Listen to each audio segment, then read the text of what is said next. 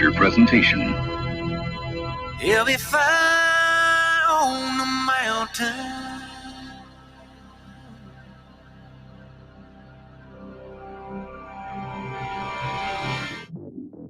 JB and Darren on the JB and Goldwater Show. Line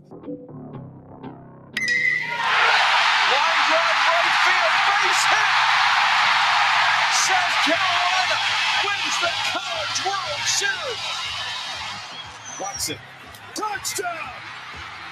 Hunter Renfrow. He got him, and it's all over. Coastal Carolina rules the roost. They win the championship. And South Carolina has won the national championship.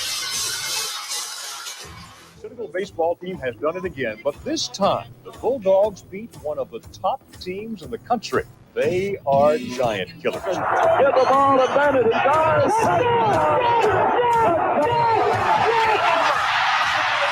Gamecocks are in the Final Four.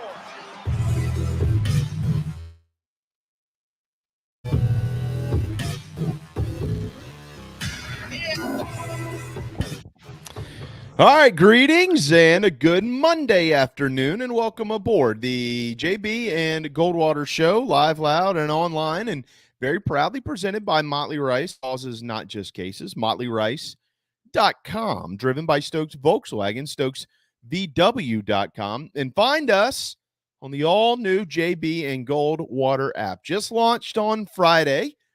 And it is available if you are using traditional internet, if you're on a desktop or a laptop watching or listening to our program. Good news. You can download our app, and inside of that app, you can watch us. You can take us in the car. You can close your phone. It'll keep playing and all those types of things, just like you like it, right there on the JB and Goldwater app. Right now, though, it is only available on Apple. It will be up for all you Android users very, very soon, hopefully in the next day or so. It just takes a little bit longer on that side of things, but they are working to get it launched on that end as well. You can comment in the app as well, and we'll make sure that we discuss your comments here on the show. It's very easy. Just click sound off so we know who you are. You do need to register to log in, and that'll give us a name with the comment, but it's free. We're not going to spam you and things of that nature. You'll always get an update on when we're coming on the air because we'll send you a notification. So download that app, the all-new JB and Goldwater app, in your app store. The Share Healthcare chat lines, of course, they are open, and we are certainly going to get to a lot of your comments coming up here in just a little bit. We've got Wes Mitchell ahead with Gamecock Central at 12:30, Gene Sapikoff at 1:30. Make sure you follow us on social media at JB and Goldwater, and individually at Sports Media JB and at Darren Goldwater. All right. Certainly a lot of news. The newest news from Columbia, it looks like Shane Beamer has settled on a new hire to take over the tight ends role. That will be Jody Wright, coming from the New York Giants. So we're going to talk about that in just a little bit. Rough weekend for Carolina and Clemson in hoops. What does that mean? It's been a rough time on the plains for Brian Harsin. What does his future look like? Does he have one? We're going to try to get as much of that in. And it's Super Bowl week. Did you know? Did you realize it? The Olympics are ongoing. There's a lot of stuff going on right now, Darren. So it's good to be back on a kind of a dreary Monday. And with all the sports stuff that's on the agenda, I want to lead it off with something that ties into the Super Bowl. What's your favorite Super Bowl dish? What's the signature dish at the Goldwater household? Wings generally, but I don't know if there's a real signature dish. I can tell you this year, the neighborhood is doing a chili cook-off. So the signature dish this year will be, who wins the neighborhood chili cook-off and has bragging rights. I will not participate. I will vote. I will sample, but I will not participate because I don't have a chili go-to. So I'd be starting off on the wrong foot. Okay. Are your wings, are they the air fryer wings? Well, now they are. Well, now they would be. But, I've done buckets of wings with buddies and stuff. It doesn't matter. Super Bowl and wings. Like, I know. What else are you going to do? What else are you going to do? Well, what's out. What's out? Pizza or whatever. Like, wings. They should be at Super Bowl. I agree.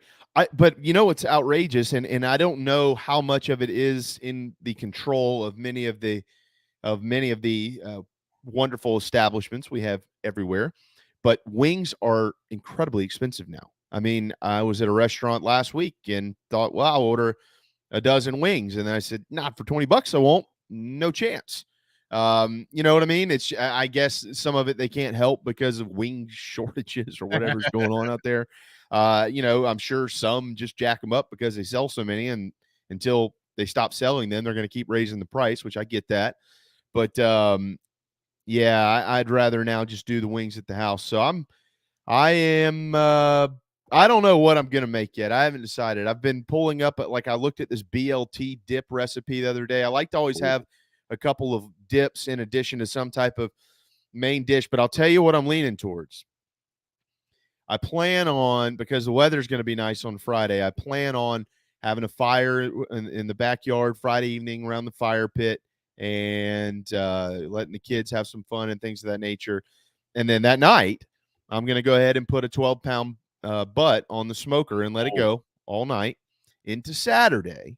And it'll get done probably somewhere around mid-morning on Saturday. And then we'll eat some barbecue Saturday, but then I will reserve a lot of that for my now infamous smoked barbecue nachos. Yeah, that sounds good. Yeah. That's what I'm leaning towards. So I don't know if we'll have like a Super Bowl party. I don't think we will. Maybe a couple of neighborhood friends to stop by until halftime. But 6:30 on Sunday night, kids got to get in bed because they got to get up the next morning. So, but that's what I'm leaning towards. So Craig, Adam, Clint, Jamie, David, all of you. It's good to see all of you and everybody else out there. If you've got signature dishes, and we'll do this all week, every day, just pop them in here. And we'll talk about them, maybe help out your fellow man or woman who's trying to prepare something. Maybe you're going to give an idea to somebody that they didn't think about. So we would appreciate that. We'll have some fun with it this week, Super Bowl week, with the Bengals and the Rams set to go on Sunday evening out there in L.A. David, what type of smoker do I use? I use a Pit Boss. I love my Pit Boss. I have looked at getting a Traeger and things of that nature. But I am just hung up on the Pit Boss ever since my father got me one about 5 years ago. So that's what it's that's where I'm sticking. I apologize for being a little spacey here in the first 10 minutes because I didn't realize that there were news in Gamecock land. The last hour I have not been on the internet. So I just realized, thanks to our Share Healthcare hotline, that in our chat line, that there might be some movement in terms of the coaching rank. So I was building a graphic that I'm assuming we're going to use here at some point. Yeah, I think we will. I'm pretty sure that we will. Adam says skillet jalapeno mac and cheese with bacon. Holy moly. That sounds absolutely fantastic. If you got a recipe, send it over. If you don't, we'll just Google it. I'm sure there's one out there somewhere.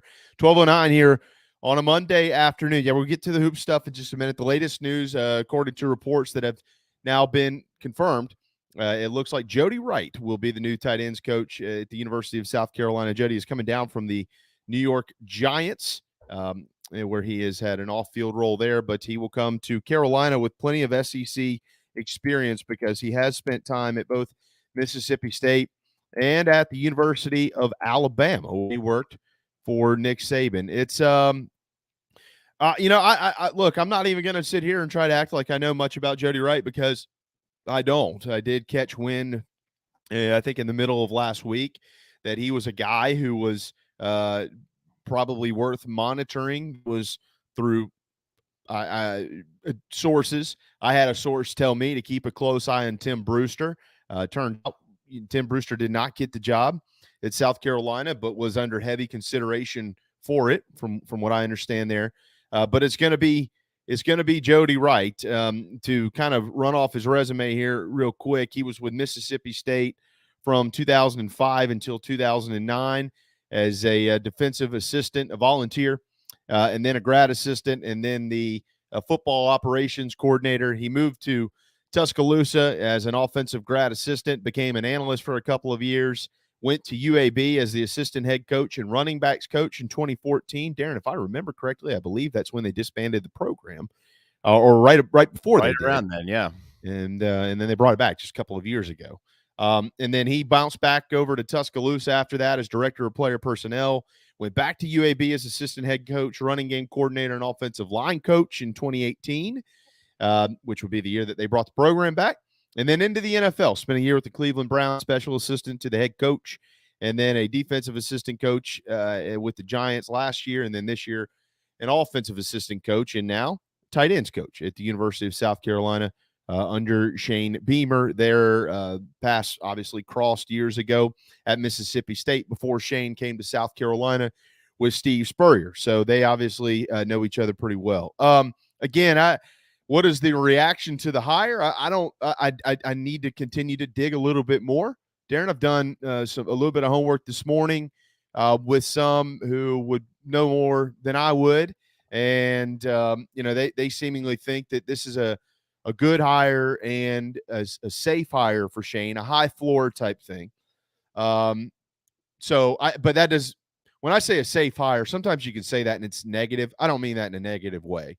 So we'll see. I think, look, at this point in time last year, we didn't know who Clayton White was. He turned out to be pretty good at South Carolina. Okay. Didn't know who Jimmy Lindsey was. I think Jimmy Lindsey has turned out to be a pretty good hire. Didn't know who Marcus Satterfield was. Certainly for a long time, didn't look very good. The end of the year, improved for Coach Satterfield. But the journey, it's still out. The book's still out on him. So it's, as you often say around here, Darren, we'll wait and see what it looks like, but he's certainly got a good group of players to go with. Yeah. So two things. Last week, the vast majority of them we haven't heard of. It doesn't mean there aren't good ones out there and qualified ones who are ready for this position. That's part one. I also ran into a high school coaching friend of mine, a head coach, last week. And we were discussing the opening, and the discussion was, look, this isn't a massive staff shakeup thing or anything like that. Understanding it was the names and the Gamecocks who were leaving, and maybe that was a little bit of the deeper cut in that wound. But in the big picture, these are fillable roles. These are openings that will have plenty of interest. There'll be plenty of qualified candidates. I think the biggest thing here is how is he gonna fit, right? It's JC talks about it too when he references the coaching staffs that Will Muschamp had. Just because there's great guys around doesn't mean everyone's gonna fit together, doesn't mean everyone's gonna mesh in there together. So when new guys come in, and the important thing is, how does he fit into that room? And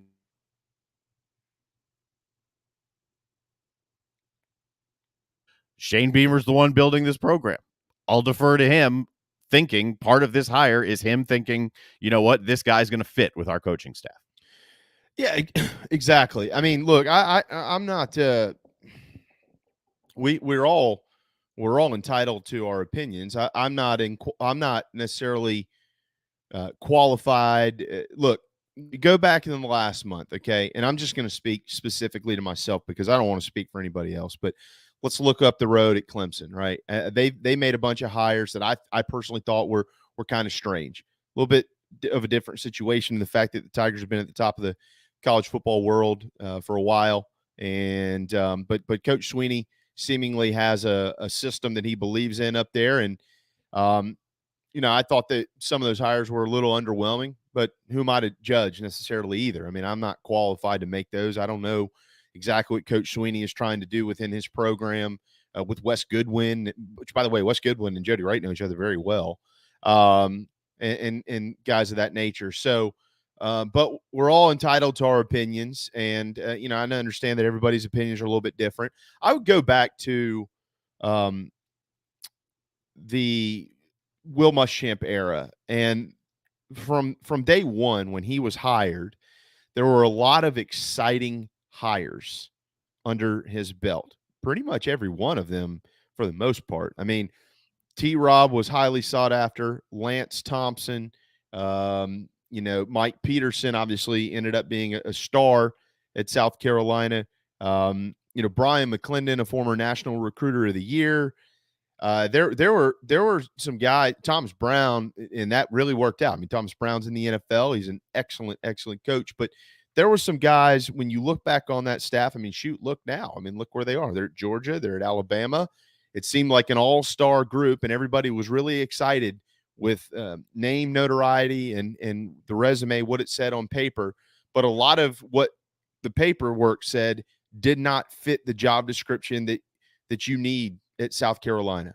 And South Carolina is not necessarily just unique to that. There are a lot of schools like that, kind of blue-collar type schools that are surrounded by white-collar type programs like Alabama, like Georgia, a lot of success, a lot of tradition, a lot of history. And you gotta have a guy that understands your type of program.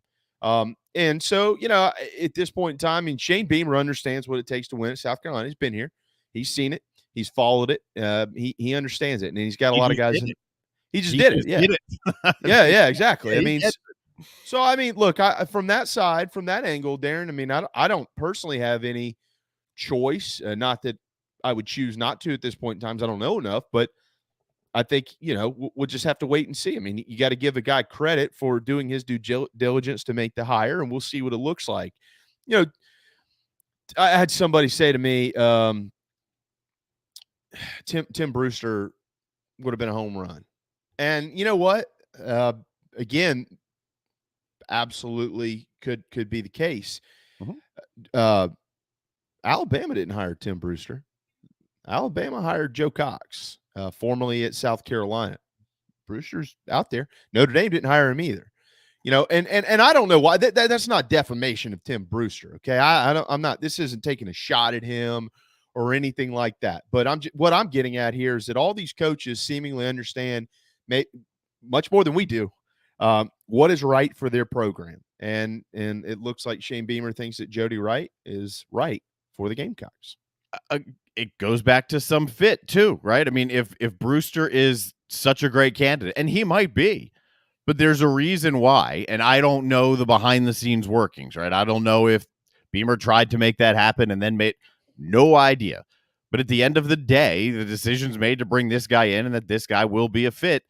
And yes, like I generally say about assistant coaches, let's wait and see. How will the whole thing fit together? Not just a personality in the locker room. How's he going to be with the rest of the offensive staff? How will they gel together on and off the field, game day and not on game day? I mean, it's all of that stuff. It's not the most critical piece of your coaching staff. Hopefully he can recruit. I saw in the chat room, RB points out about ties to North Carolina. Maybe he can go recruit up there. I don't know. We'll see. That'll be a wait and see type of thing. This is not a make or break staff hire. It's a guy that hopefully fills his role and does a good job at what he's supposed to do, but it's not a make or break hire. Yeah, I mean, look, in RB, I hear you, my man. I hear you, brother. Good to see you today, and hope you're having a good week as well. I mean, let's remember something too, though. I mean, that's become a talking point that I think is a little overblown. Montario Hardesty has ties to North Carolina. He's from New Bern. Clayton White has ties to North Carolina. I mean, they just hired Sterling Lucas, who plays NC State. He's got direct ties to North Carolina. Shane Beamer has ties to North Carolina. I mean, there's 4 or 5 guys in this staff, at least, that have direct ties to the state of North Carolina. On the offensive side of the football, does Satterfield, does Greg Adkins, does Stepp, I don't know. I mean, I already mentioned Hardesty. He does. But, I mean, there are guys on this staff now who have spent significant time in the state of North Carolina or are from there or have recruited over and over and over and have relationships with the coaches and the coaching staff. So I'm not going to go down that hole. I mean, I'm not saying anybody's wrong for thinking that. Yeah, you have to recruit the states that surround you. But, I mean, and these have become talking points because J.C. Sherbert says it. Wes Mitchell says it. I mean, guys that cover recruiting have said explicitly, we got to be able to secure the borders here, and you got to be able to dip in to places like Florida, Georgia, North Carolina, and get talent. That's when South Carolina wins. We all know that, and I get it. But, I mean, I'm not sure that there's a bunch of evidence that points in the other direction that says that they don't have that right now. So, and who knows? I mean, Jody Wright was, on his resume, as director of player personnel at the University of Alabama. I'm sure he's got some type of association with North Carolina. When you're at Alabama and you're the director of player personnel, which means you're directly involved in recruiting, you kind of talk to everybody. So I think that, they're probably Shane and this football program probably deserves some defense on their behalf as it pertains to that talking point. And so we'll have to, again, just see what it looks like over there. I mean, it's hard to get into the nuts and bolts of it. We don't even know how this is going to, we have no idea what this is going to look like. We have no idea the structure, recruiting territories, who they know and don't know. And we don't know. We don't know any of that stuff. So that's the hire. I don't have much more to say about it at this point in time. Wes Mitchell is going to come up on it here in just a little while, and he'll expand much more on it. We'll ask Wes directly about some of what I just said and see if he can expand on it. Maybe I'm wrong in some cases. So we're going to talk more about that here at 12:20 on a Monday afternoon. Darren, we'll turn our attention to the message boards. Craig says, I don't even go to the message boards. Turn our attention to the Share Healthcare chat lines. Craig says, I don't even go to the message boards, RB, and I'm not referring to you, Clint. You're a very intelligent fan. I just think everyone wants to be the, quote, I told you so guy. RB, to be fair, I've never crapped on the hire. I've simply said between the two, one has more experience coaching the position he's being hired for and ties to a key state. Again, all fair. I don't think that anybody is wrong there. Bobby says, ton of other worries for us than this. It will all buff out. And I agree with him there. Yeah. and Adam's comment earlier, which said, imagine if Carolina fans were as interested in the men's basketball team as they are in the tight ends coach. Yeah, there are bigger things to discuss. It's kind of like what I was saying before. We'll see how this works out. This is not a make or break thing. It's big news. It's South Carolina football. It's big news. I get that. But the more pressing discussions, I think, need to be another part of that athletic department at the moment. That's where we're going now. Gamecocks were drilled in the second half by Tennessee on Saturday, and the NCAA, or their hopes of making it to the tournament, are all but over unless they win the SEC tournament, or literally probably win every game left on the schedule, which we all know the likelihood of that happening is short. Actually, it's not happening. Let me just get this out of the way too. Props to the fans. It was 13,000 people in attendance on Saturday for showing up and believing that the Gamecocks had a chance to upset Tennessee. And I think that they were a large part of the game. I love watching basketball on CBS. I think the production is as good as any out there. And it was neat. It had the postseason feel around here because it hadn't been in the postseason in a while, and it had the music and all that. Yeah, it's neat. It's neat to see. Second half was not neat to see. It was awful. It was absolutely awful. And Carolina reverted back to a lot of what they have done, especially in SEC play, which is just be really, really bad at times. And, I think I'll tell you what bothers me. And I'm doing what I can. I'm going to remove any emotion from this. I'm going to lay out something that's about to happen, Darren. And when I say this, you're going to smile and you're going to know. And everybody that's in our Share Healthcare chat lines, anybody that's listening on the all new JB and Goldwater app is going to know what I'm saying now. Tomorrow night at 7:00, the Kentucky Wildcats will walk into Colonial Life Arena. All right.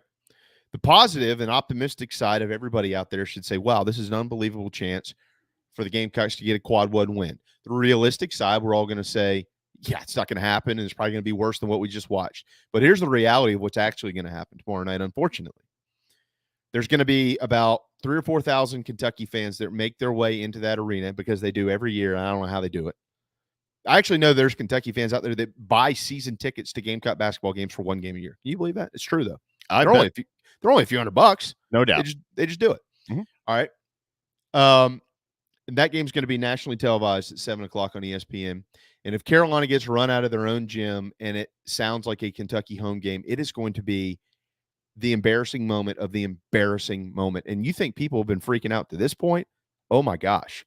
Wait until national television turns on a home game for Carolina at 7:00 on ESPN and sees 3,000, 4,000 Kentucky people in there chanting "Go Big Blue" while they're running the Gamecocks out of their own gym. That will be the deflating. If it hasn't been to this point, if you feel like you've been low, it's about to get much lower. If that happens tomorrow night, And based on recent history, it's going to happen tomorrow night unless Carolina does something we don't expect them to do. And you know And what's Darren, tough after that, that's going to be a hard conversation to have on Wednesday.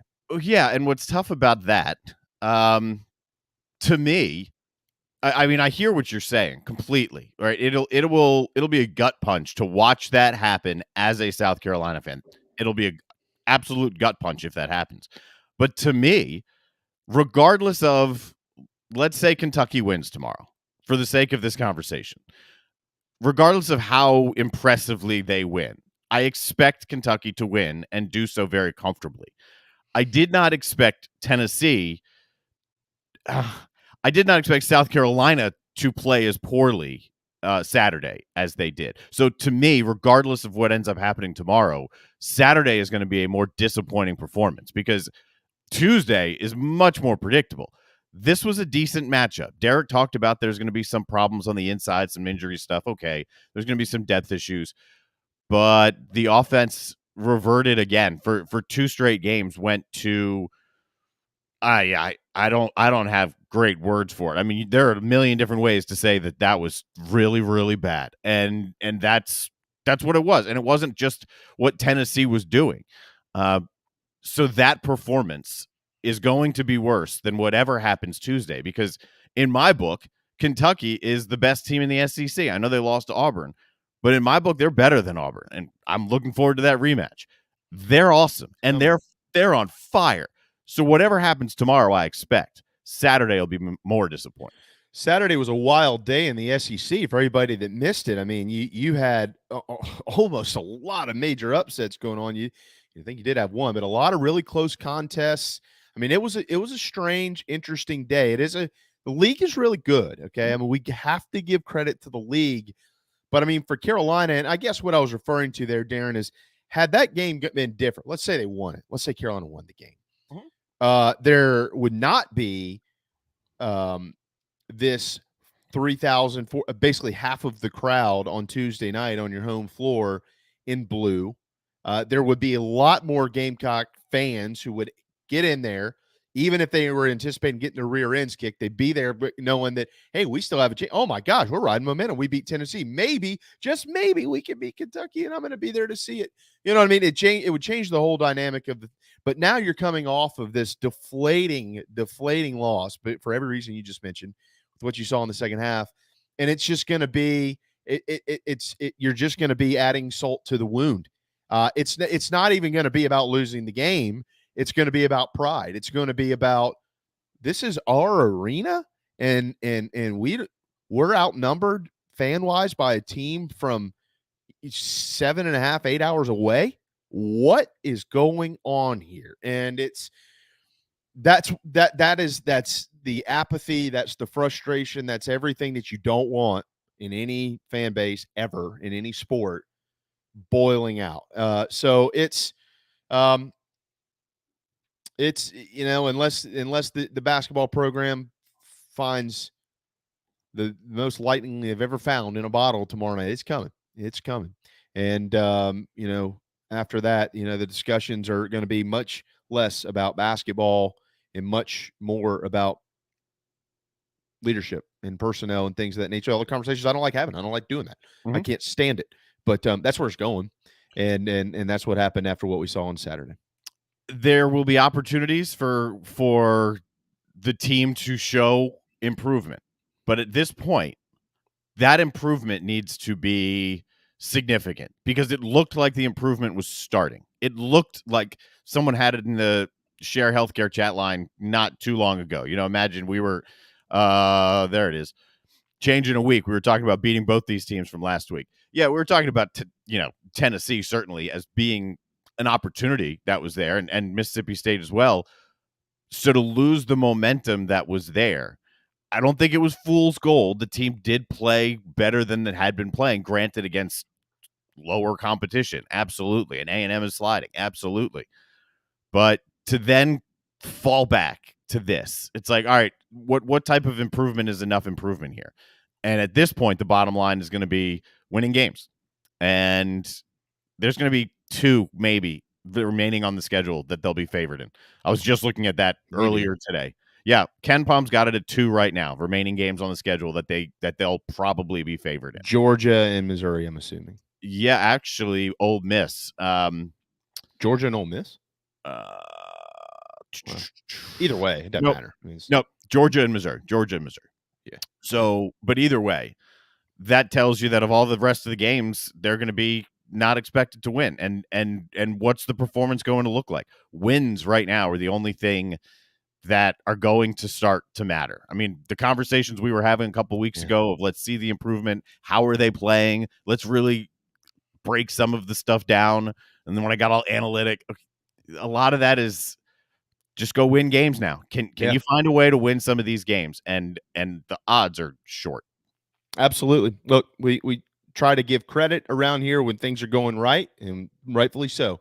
But when things aren't going right, it is absolutely fair to discuss that as well, and that's what we're doing. And right now, it's not going well for the Gamecocks at 13-9, 4-6 in the SEC, and the Wildcats on deck tomorrow night. I'll tell you who's on deck with us: Wes Mitchell at Gamecock Central. Obviously, plenty to get into there. Hang tight.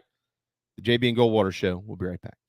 This is Mike Mazzell for Stokes Volkswagen on Ashley Phosphate Road. You know what happens when you sell record numbers of new vehicles? That's right, we take in record numbers of local trades. Despite what the news is saying, quality pre-owned vehicles really aren't that hard to find. You just need to know where to look. Stokes Volkswagen on Ashley Phosphate and on the web at stokesvw.com. We've got over 1,200 pre-owned cars, trucks, SUVs, and all at a fraction of the price when new. Every vehicle has been inspected and reconditioned, many with the balance of factory warranty. Best of all, at Stokes Volkswagen, you don't need perfect credit to get approved for a quality pre-owned vehicle. And we'll take any trade in any condition, even if you owe thousands more than it's worth. Don't forget, we'll buy your car even if you don't buy a car from us. You're going to love our pre-owned selection, I guarantee it. So come see us today at Stokes Volkswagen on Ashley Phosphate or stokesvw.com. Peace and love at Stokes VW. Negative trade equity financed a new loan, subject to lender approval. People don't like to get stuck in traffic, stuck in the mud, stuck at work. And two others you probably don't think much about: stuck with a big medical bill or stuck with a healthcare program that doesn't fit who you are. Experience true medical freedom with Share Healthcare. More affordable, more options, user-friendly, and biblically sound. You can join right now. Explore a new way to show you care with Share Healthcare.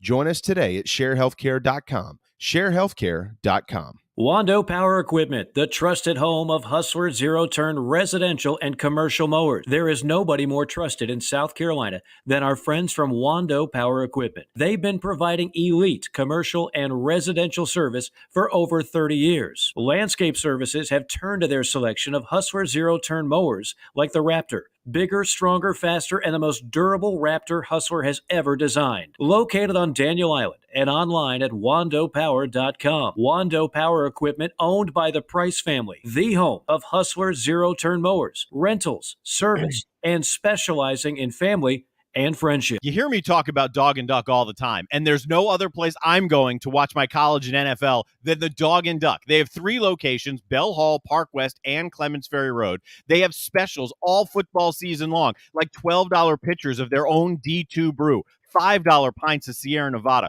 weekly pick'em sheets with prizes, and the best wings in town, bar none. For all your football, college, and NFL, the Dog and Duck, Clements Ferry Road, Bell Hall, and Park West. Motley Rice LLC is a law firm with international reach, but it hasn't lost its Carolina roots. The Motley Rice team fights every day for people harmed by products including asbestos and talc exposure, medical drugs and devices, and also catastrophic injuries and auto recalls, including dangerous Takata airbags. Motley Rice is headquartered in Mount Pleasant at 28 Bridgeside Boulevard. Visit motleyrice.com. Thank you, Motley Rice, for supporting the JB and Goldwater Show and the Big Gamecock Preview Show. Okay, what's going on today, huh? Anything to talk about? All right, greetings in a good Monday afternoon. Greetings in a good Tuesday afternoon. Greetings in a good Wednesday afternoon, and welcome aboard. All right, greetings in a good Thursday afternoon. Greetings in a good Friday afternoon, and welcome aboard. Yeah, one can only hope that it could magically turn into Friday, that's for sure. It is Monday, though, and it is rainy and wet and kind of yucky outside, much like the second half of the Gamecocks game against Tennessee on Saturday. February the 7th, good time to welcome in Wes Mitchell. Wes, nothing we're going to talk about matters more then what is your signature Super Bowl dish? Oh man, good question. Don't I have tell me you order many. Papa John's or something now. No, I'll say some buffalo chicken dip. That's always Okay. it's always a winner. Yeah. Two years ago I had the main dish, so I actually went out there and smoked the Boston butt, pulled pork. It was good, but it was actually the first time I had used my smoker, so it was kind of it was probably not the best idea to do that for the very first time with a group of people coming counting on it. So it was an experience. Was it not good? But no, it was great. I was just a little bit, because you go low and slow and you're like, all right, is this thing done yet? And it ended up taking a little bit longer than I expected it would. But yeah, buffalo chicken dip, much more low pressure and taste amazing anyway. Anytime you throw chicken, hot sauce, cream cheese, and ranch together in any combination, you could throw it on JB's hat and it would probably taste somewhat good. I don't know who made it. Someone in the neighborhood brought to a New Year's Eve party a killer buffalo chicken dip. I'm good for that any day of the week, anytime. You can just I'll happily eat buffalo chicken dip. Yeah, that combo, you're good. You're good. Yeah. Okay. I've got Wes down for buffalo chicken dip at our 2023 JB and Goldwater Super Bowl party. Darren, I said 2023, not this year. We don't have time to plan it, but next year. We'll have to do it somewhere in the middle. Maybe we'll meet in like Santee or something and go to the strip club. And I'm just kidding. All right, Wes is with Gamecock Central, right? Everybody knows that, right? And hopefully everybody knows they're with On3 Sports now, and hopefully also everybody knows it's only $1 to join for a year, not for a day or a month or anything like that. For 1 year, it's crazy. How many? Last I saw, I think you and I talked last Monday, and it was like 70-something% of your Gamecock Central subscribers had already made the switch. Do you have any idea what that number is now? Yeah, well, the number is now over what it was prior. So, wow. Whoa. So it's like it's 100+%, but obviously there's a lot of people, rightfully so, taking advantage of the dollar deal who are probably not subscribers. So if you haven't moved over yet, come on over. It's $1. If you've never tried us before or you want to try us again, it's $1. Let me just say again, it's $1. So $1. You literally cannot get anything for $1. So come on. Yeah, literally nothing. Yeah, except for this. And the reason we did that was because obviously there is no way legally to just, even though we're Gamecock Central, even though you subscribe to Gamecock Central on the Rivals Network prior, we don't own those subscriptions. There's no way just to say, we're going to move your 6 months over here. So the best compromise we could come up with would be to just give you an in full year for $1, basically. It's a hell of a deal. It is a hell of a deal. I don't know that you're going to invite Ryan to your Super Bowl party, though. He says Wes looks like a big veggie tray guy. I don't even know what that means, Ryan, but you're uninvited, buddy. You're uninvited. There's nothing wrong with some good, No, there is something wrong. Pepper and ranch. No, man, it's a good thing to have on the side. If we're gonna have all the spicy stuff there, we can have a little bit of that. Veggie. Oh God, Mitchell's here. Here comes the veggie tray. Yeah, nobody gets up off the couch when the veggie tray walks in and gets put down in the kitchen. No, no. When the chicken wings get put down, then yeah, people probably get up. The meatballs get put down. Nobody's like, oh, thank goodness the carrots made it. Yeah, no, exactly. No, nobody's beating the door down for the carrots and the celery ever.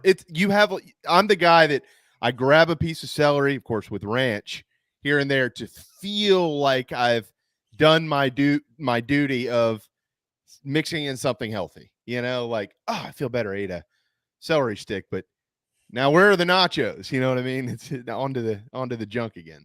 Yeah. Thank goodness the veggie tray got here, guys. We can start the party now.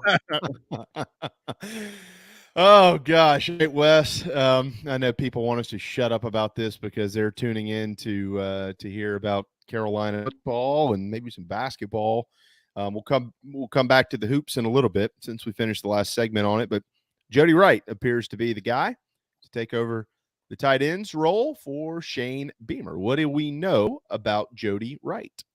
Yeah, high energy guy, man. I've been told that even though he's not that big name guy that the fans are going to know, I think the fans are going to be excited about this once they see what he's about. High energy, will instantly probably be one of the better recruiters on the offensive staff. Spent quite a bit of time under Nick Saban. Actually, was running their recruiting department for 3 years a few years ago. Comes in from the Giants now, so there's some NFL experience.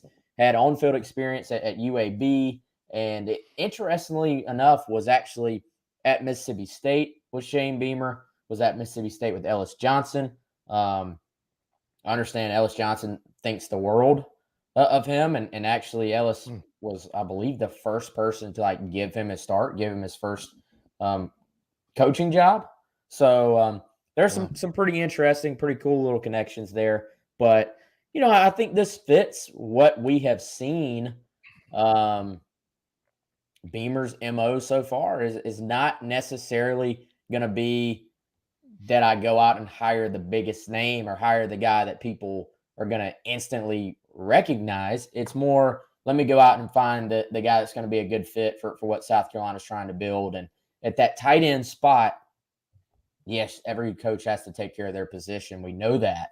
But I think it's also about being able to go out and recruit and, get after it in your territory and bring some energy to that as well, because the tight end room obviously is much smaller than, say, what the offensive line coach has to deal with on a daily basis, the receivers coach. So there's a little bit more time logistically for you to go out there and spend some time on the phone and handling recruiting.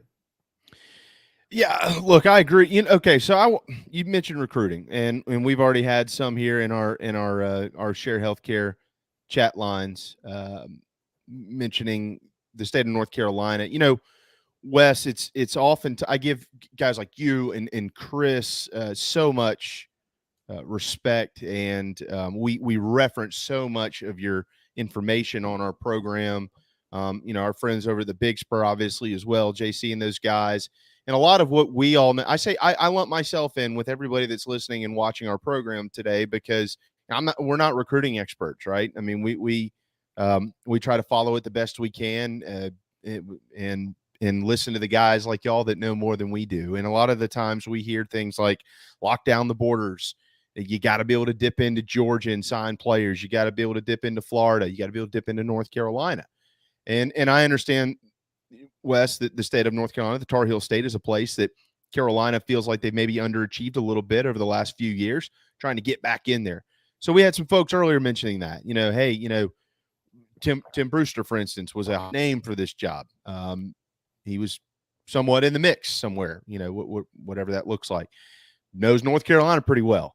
But, this isn't Tim Brewster. This is Jody Wright. So, but we have guys on staff that already recruit North Carolina, have direct ties to the Tar Heel State, right? So when you say recruiting, what is Jody Wright bringing that you're aware of, and how does that compare to what's already on staff at South Carolina?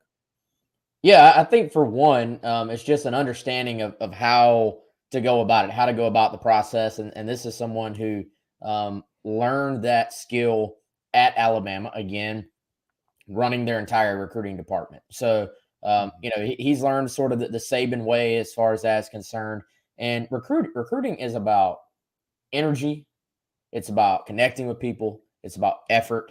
And it's about knowing how to build those relationships. So, that's really all it is. If you can do all those things, you can kind of recruit anywhere. And I think South Carolina it's been proven to recruit well at this place.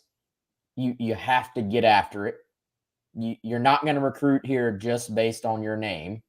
You're not going to recruit here just based on your reputation as an assistant coach somewhere else. Like we saw that be proved time and time again. So I think when you look at what Jody Wright's going to bring, it's that This is a guy who's going to grind. He's going to get after it, but he understands logistically how the recruiting process works. He already is going to be a guy that's networked quite a bit in the Southeast as well. I'll be interested to see how South Carolina decides to move him around as far as where they put him, as far as his territory goes. But it is my understanding that just as far as being someone who brings that juice to recruiting and actually enjoys recruiting, which is kind of a part of it as well, that Jody is going to fit right in for what South Carolina is looking for from this spot. And getting a really good recruiter, I believe, was a big requirement or a big priority with this most recent hire. Wes, I'll jump in there with a good fit, because that's what I was talking about last segment, saying a lot of names out there, and one of the most important parts of the hire is how is he going to fit in that locker room? How does he mesh with the coaches on the offensive side of the ball, and overall, how does he fit in that locker room? And someone points out in our Share Healthcare chat line that Brewster is into his 60s. This is a younger staff than that. Is that part of the decision, the fit inside the locker room? Yeah, fit is a huge part of it. And I can't speak to Brewster and, why it wasn't Brewster, if it ever was even close to being Brewster. I don't know. But, this happens so often. A name sort of gets thrown out there. Mm-hmm. And let's be honest. Even people who cover or follow college football very, very closely, we don't know who all the assistant coaches are for all the teams that are out there. No. But Brewster's name gets thrown out, and people say very quickly, they, look, oh God, this guy was at Florida, and he was at North Carolina. Oh, he coached that guy. Go hire him. Go get him. Go, and it's like it's deeper than that. Not that wouldn't have been a good hire. I'm not saying that by any means, but I think it is Shane Beamer's program to run, and he and his coaches are there every single day, pretty much literally every single day, most days under the same roof, working towards a common goal. So he has to consider all dynamics when he makes a hire. And is it going to be 100%, or are you going to look back on every single hire and be like, oh, that was an absolute home run of a hire, when we have the hindsight that we're going to have down the road?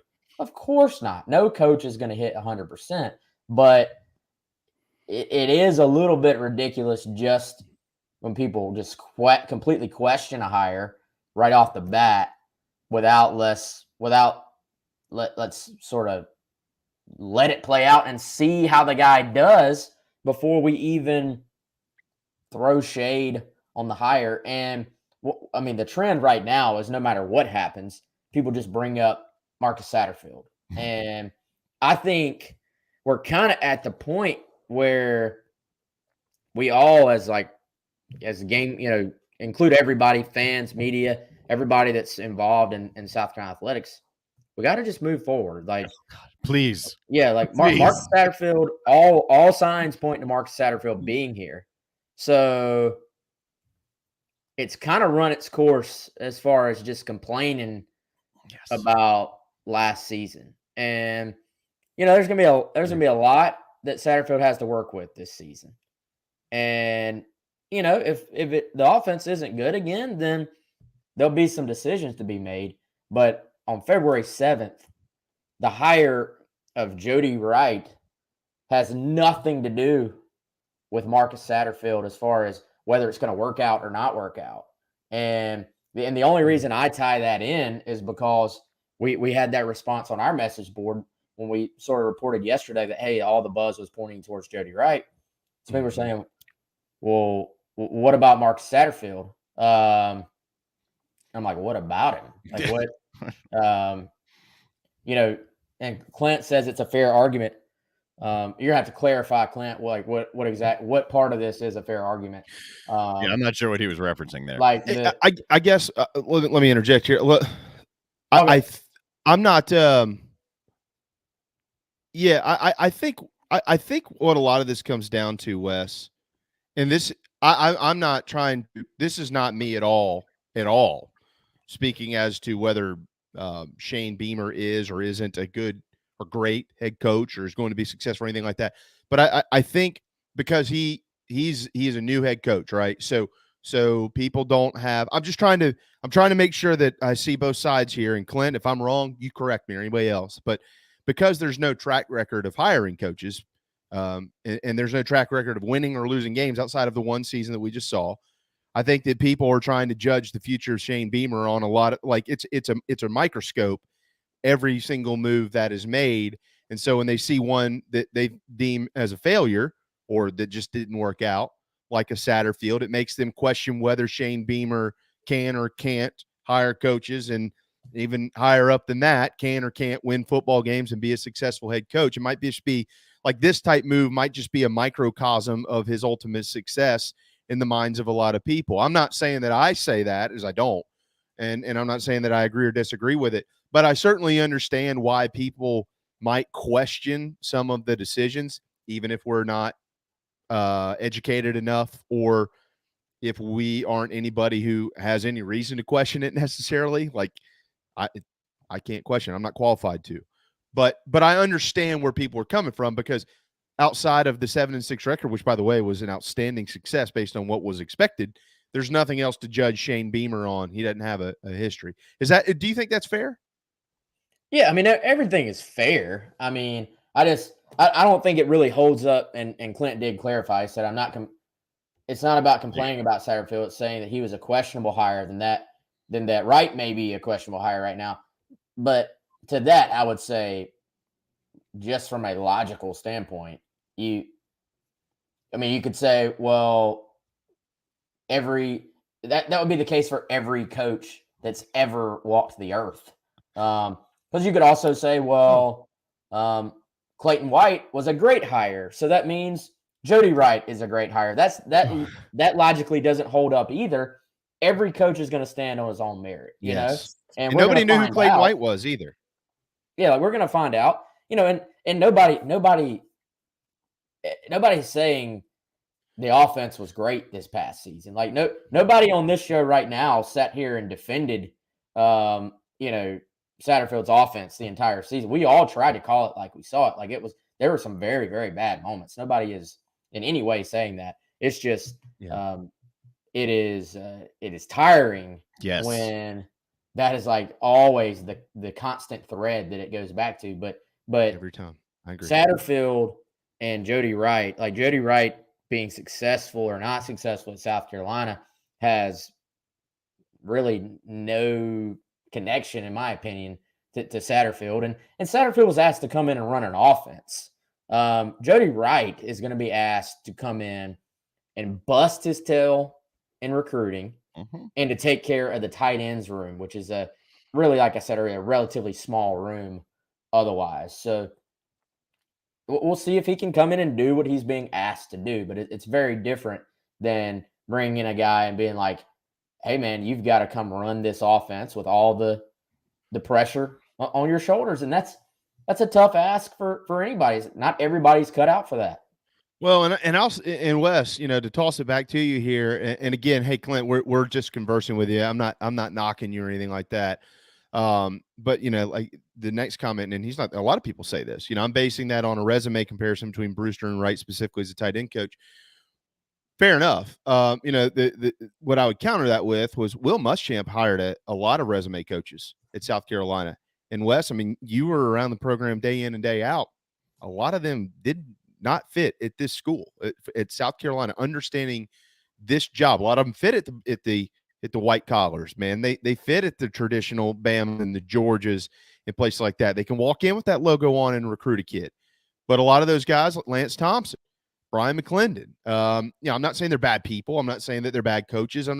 But there might be better fits at the University of South Carolina or places like Kentucky or Arkansas or something like that don't have the brand recognition. And that's just one example. But I don't know. I guess what I'm getting at here is I think Shane Beamer I don't know that he's a resume hire guy. I think he's I need to find the right fit for me guy. And that's seemingly been the case for the last year. Yeah, we've seen that, man. We saw that with the Sterling Lucas hire as well. You know, he interviewed 3 guys. And you know what? Beamer seems to trust what the other people that he's involved with in coaching, the other people he trusts is probably the best way to say it. He seems to trust what they tell him. And I think you look at Sterling Lucas, came highly, highly recommended from a guy like Clayton White. You look at a guy like Jody Wright, who already had the tie where he had worked with Beamer before. The Ellis Johnson tie there, the fact that, he's been an SEC guy at Alabama, and there were certainly other people Beamer could call on to ask their opinion. I believe Beamer leans on those things versus leaning on, an on paper resume. And here's the beautiful thing about it: we're all going to find out, right? Like we're gonna see how it works out. It's as much. I'm telling you, this position is as much about how does this guy fit, right? Beamer is building his staff based on the guys he trusts to be around each other and work together as their own little team, and that's what he's done. That's what he's continuing to do. And clearly, if he's leaning on those guys, he's been around the game his entire life. He has good people to lean on to get there. I mean, this isn't a make or break type hire. It's just important that this guy doesn't come in and blow up the staff. Yeah, I agree. Hey, by the way, shout out to Adam Bush on the Share Healthcare chat lines. He's killing it today, Adam. We owe you at least a drink. Wes, I heard one of the equipment kids won't be back in 2022. Is that because of Marcus Satterfield? Yeah, it is. He's running all the equipment guys off. It's a real ham bone in there, to steal a word from Mike Yuba, who's also and Adam. Let's be honest, that was a 5-star equipment guy. Too. That guy was they pay him all the way from California, man. He's yeah, major loss. It shows you the program is just deteriorating. I mean, it's falling apart. Falling apart. I did get I know we got a couple minutes left. We got to let you go, but a fair question here, though. If Saban hires Joe Cox, Jody Wright worked for Saban. Any digging that the Gamecock Central guys will do there as to why Jody Wright didn't end up back at Alabama coaching their tight ends? No, that's an interesting point, James. Fair question. Yeah, I don't know. That may be something to ask around, though. I honestly haven't even really thought about that. But I have it. He chose South Carolina over Alabama. Let's run with that. But let's go with that spin, man. How about these Alabama and Georgia staffs now? Just being filled with former Gamecocks. Well, you see what's happening, don't you? They're going to fire Harsin. They're going to hire Muschamp. He's going to take all of them back with him to Auburn. He's going to take the whole staff with him to the Plains. That would be awesome. That would be hilarious. He's going to leave Kirby and Saban just dangling in the wind, man.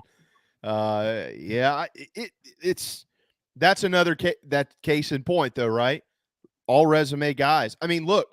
I know that this is not popular when I say this, but I mean, Wes, don't get me wrong. South Carolina has Torian Gray coaching their defensive backs. But if Torian Gray took off for the NFL tomorrow or something like that, or got some head coaching job or whatever it is, I mean, he might be the best DBs coach in the country. He is that good. And then Carolina went out and hired T-Rob to coach the defensive backs. People would melt. They'd melt down over this thing. But he has an elite resume, and he's a hell of a DBs coach. I don't think he's not a very good defensive coordinator, but he's a great defensive backs coach. So much so Nick Saban believes in him. The Miami Dolphins, Miami Hurricanes. There's a lot of people that believe in T-Rob, and he's got an elite resume. Why not T-Rob to take over for Torian Gray when Torian Gray leaves to take the head coaching job of the, Houston Texans? You see what I mean? It's all hypothetical, but that's a resume guy that people will be like, oh my God, he's got an elite resume, but I don't want anything to do with it.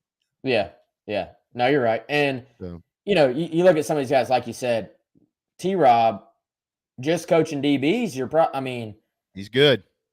You're probably pretty happy. Yeah. Probably not running your defense.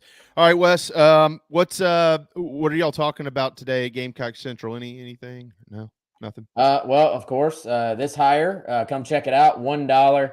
I'm working on some notes to post later on. Working on a couple more exclusive interviews through Garnet Trust. Working on we actually got an exclusive sit down with Shane Beamer a few weeks ago that we're working through, putting out some more content on that as well for our subscribers. So again, $1. Just come try it. do you mind asking Shane why Jody and not Brewster? Get that out. I do mind. And about that equipment guy, just send him a text and pop it on the message boards. Are you going to have any updates on what the future of the Connor Shaw role looks like? Will they fill that void? Will any higher information? We have an update on that? Yeah, I don't know yet what direction that's going. There's been, as Mike says, you also get a free hat. There's been some chatter about maybe, I don't know, reorganizing things as far as that goes, because there's a lot of carryover with what Derek Moore was doing as well. Absolutely. So there's some chatter that money may be moved around for some different things. I don't know if a final decision has been made on that yet, but certainly, as always, we'll be digging on all that. Hey, would you, Mike, do me a favor. Run over to Halls today, since that's when you do all your tweeting, or at least like 99% of it, and tweet about the new JB and Goldwater app. I'd appreciate that. Wes, we always appreciate you, my man. We're really looking forward to getting you back next week. And obviously, a lot going on with Carolina basketball and football. Baseball season is about to get underway. It's a hot time of the year. So $1, if you're not in, gets you in to Gamecock Central now with On3 Sports. Make your buffalo chicken dip this week, Wes. We'll do it. Mike said I got to pick up the tab at Halls. All right, buddy. Just for you, Mike. And everybody go get the app. I don't know. I haven't gotten the new app yet. I guess I need to go do that right now. dude. It's good, Jamie. Hey. So I'm the tech nerd, right? Jamie did this entire thing by himself, and it blows the old app away. I even got like a notification. I'm a little bit concerned now. Well, no. I got a notification on it this morning when he set up the show, so that looked good. If you go in there, you could see the YouTube channel and all the old shows. It's very well done. Is it like you get a notification like Jamie is making breakfast? It's like no. I hope not. Every day. I hope not. Like, it's not my own personal JB Twitter that's like buzzing me. It better not be that now. But with our app, you can listen in the app and everything. You also, for $1, get a 1-year subscription to Pornhub. All right, y'all. I'll see you later. I didn't know that. Yeah. Found out some new things there, Darren. It's unbelievable. Mike Yuba's teacher was Mark Bavaro's wife. And Thanks, Wes. See you. All right, guys. Have a good one. There you go. Wes Mitchell with Gamecock Central. Adam, that Droid app will be any I hope it's now. It'll be any day. Literally, Darren knows it takes a day or two longer, generally business days, to get it done on their end. It has nothing to do with us. It'll just say, hey, it's up, and we'll move forward. So, yeah. All right, Cameron, you little pervert. No, I'm just kidding. It's 1:00 on a Monday afternoon. All right, guys, come on, man. We need some more Super Bowl dishes. We did get Ed did submit his Super Bowl go-to through the app on the sound off. Nice. Whatever. Sound off thing. Link. In the apps link. There you go. So you can do that there as well. Make sure you've downloaded it. We got Gene Sapikoff ahead.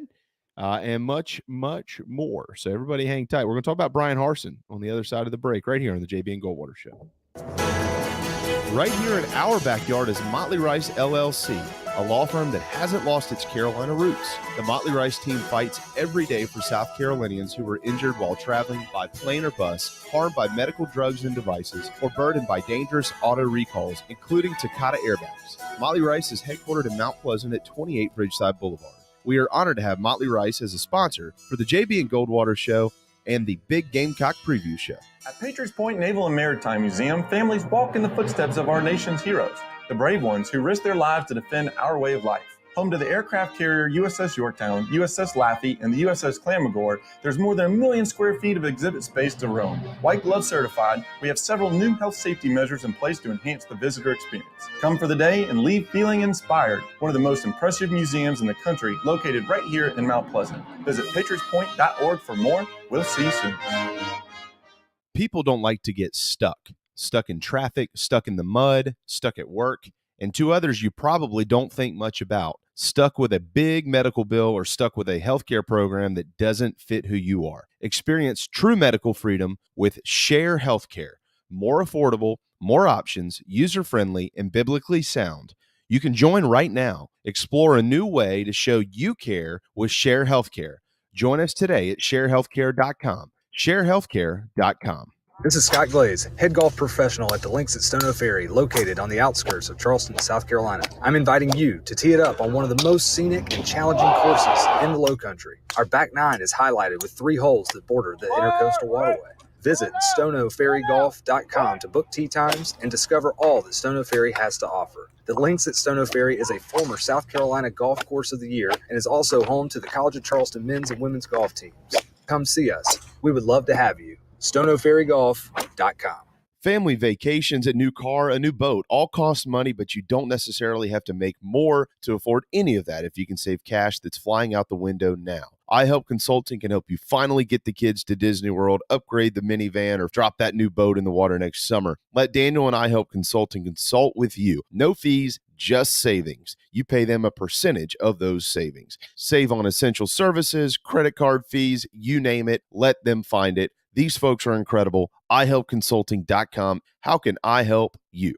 Hi, I'm Chris Half, Public Information Officer at the Patriots Point Naval and Maritime Museum. We're home of the mighty USS Yorktown, USS Laffey, Flamagore, and Vietnam experience. And we're a proud partner of the JB and Goldwater Show.